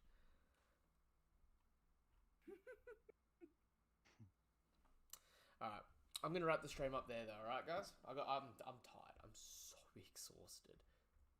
I've just like slowly been depleting down in that. I'm my coffee's pretty much run down. I wish I had coffee. I should have gone made myself a coffee. That would have been smart. That would have been a lot smarter. You don't. Trust me. I'm kind of living off fumes. All right. My predictions are we get a fake out reveal of we get the other other punks and a fake out silhouette reveal of the real Vegapunk, right? And it's mostly an information dump chapter. And on the cover page, we're gonna have cut back to the Germa flying through the air, and they're gonna see 2 silhouettes on the ground that you can't quite see and make out. Which is gonna be our Kyuji and whoever. Well, I know we were saying Shiryu. It'd be funny if it was Augur. Ogre. Yeah. Okay. I don't know. I feel like we need to get some ogre love. You know what I mean? Never hurts to have a sniper. Yeah, I definitely like to see more firearms. And like an observation haki expert versus Katakuri would be cool. Um. Oh god, could you imagine if he had future sight cancellation? Oh my god. Okay, that's delving into a whole new realm over there, buddy. Oh, one little bright thing. I finally got my tickets for Film Red. Nice. It comes out next month here, which is depressing that it's so far away. Oh, is it? It's next. Oh. I think it's next month. I'm pretty sure it's next Yeah, month. you guys are gonna have to tell me about it because I don't mind spoilers. It's just I'm gonna be waiting longer, even longer than you guys. What has it been delayed for you? I think so. I don't know. All I know is that you guys get it first before Canada does. That's disheartening. I'm not. Yeah, we get everything last normally. Yeah, I've got my tickets booked in for the 16th, which is a few days after its initial release, which is disappointing. But I'm gonna be out of town for that weekend, so I was like, I'll have to make it for the Sunday. Got a nice cushy 2 p.m. session on a Sunday. Go see some One Piece. Be happy. Have some popcorn. 100%. Yeah. I've been waiting so long for this movie. It feels like it came out like a year ago. Like anime movies, That's One Piece for you, dude, man. Anime movies are so disheartening for trying to watch in like a Western world. I don't know why they don't collaborate to do like a global release for them. Well, it's probably just a lot of I guess maybe just issues honestly with the studios and the releasing partners. Yeah, but even then, as if it's just like. I mean, I know they tend to wait for a dub release, but like, just do a sub released. Even if it's just limited viewing. Yeah, that's true. Like, do a sub I don't know, release. man. Some people are stupid and they don't check if it's subbed or dubbed first, and then when they walk in, then it's subbed, and they have to read subtitles. They go, "Why?" That's a them Hey, problem. I'm just saying, man. There's some people who literally don't read it, even though it's blatantly in front of them. I feel like if you can get over reading subtitles, typically typically anime fans are like, oh, sub, it's so hard and that. And it just hits a point where you don't even necessarily read the words. You're just seeing the words flashing up while you're trying to like see the action, and you're just understanding what's being said. Like it just it becomes second nature. Just like it's a background function. I mean, there are. I guess maybe it's because mostly like most Japanese films that get sent out, like the Studio Ghibli franchise, they kind of set in stone the quote unquote what's expected for a dub, because Studio Ghibli does their dubs really well. But that's also because they pay their voice actors. Like Exactly. I haven't seen it yet, but the dub for the Jujutsu Kaisen movie. Do you know what the voice actors got paid for that movie? Jack Squat, I believe. Take a guess, like an actual numerical guess. What do you think you would be paid to dub an entire movie as a voice actor?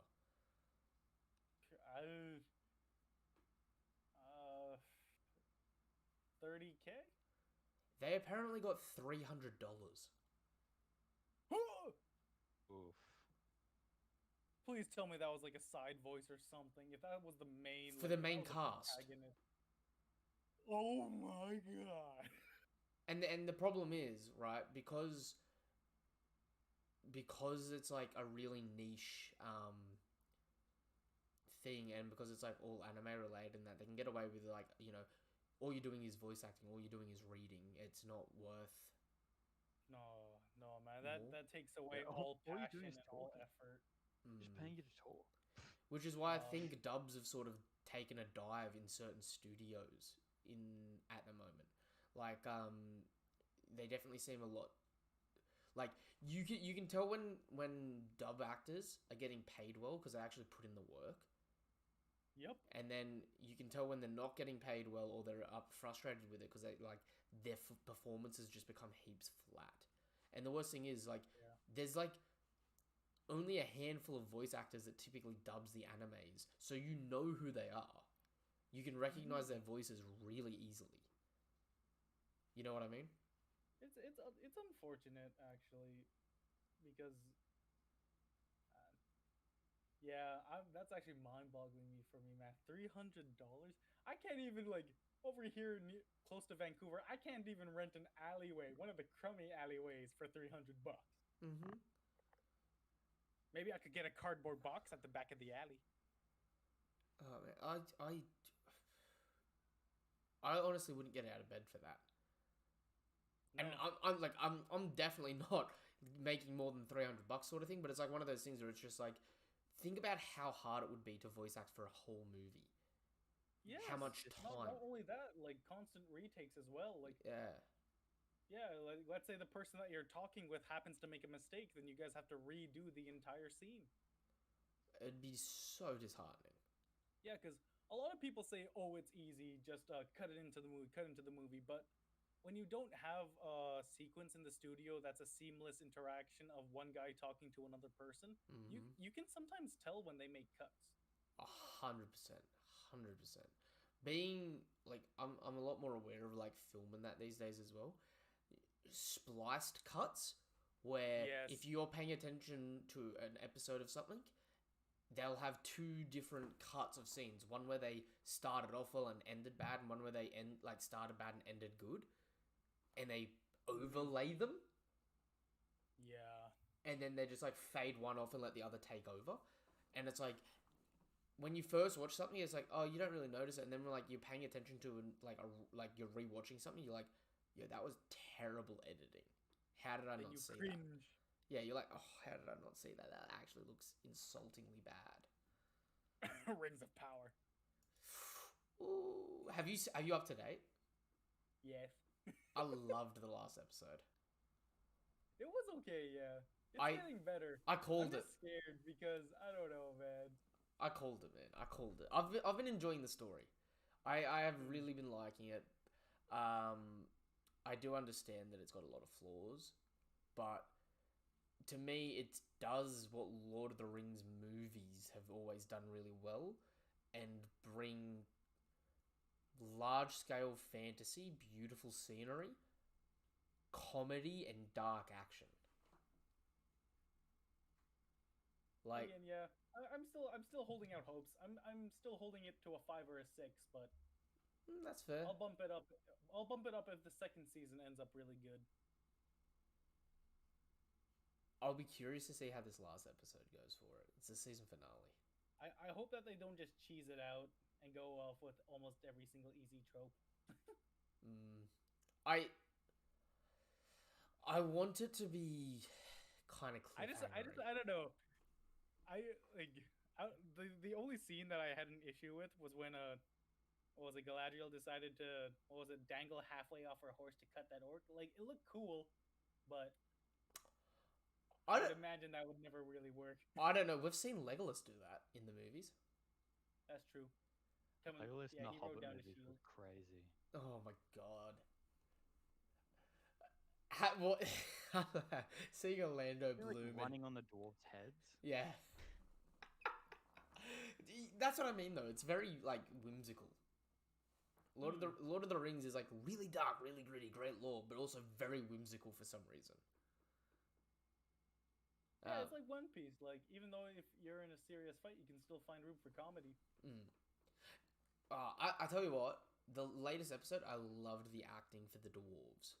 I thought their whole sequences. I do enjoy the dwarves. It's just I don't want to sound like a hater. It's just whenever I see Galadriel, like, I don't know, she rarely has a second like emotion on her face.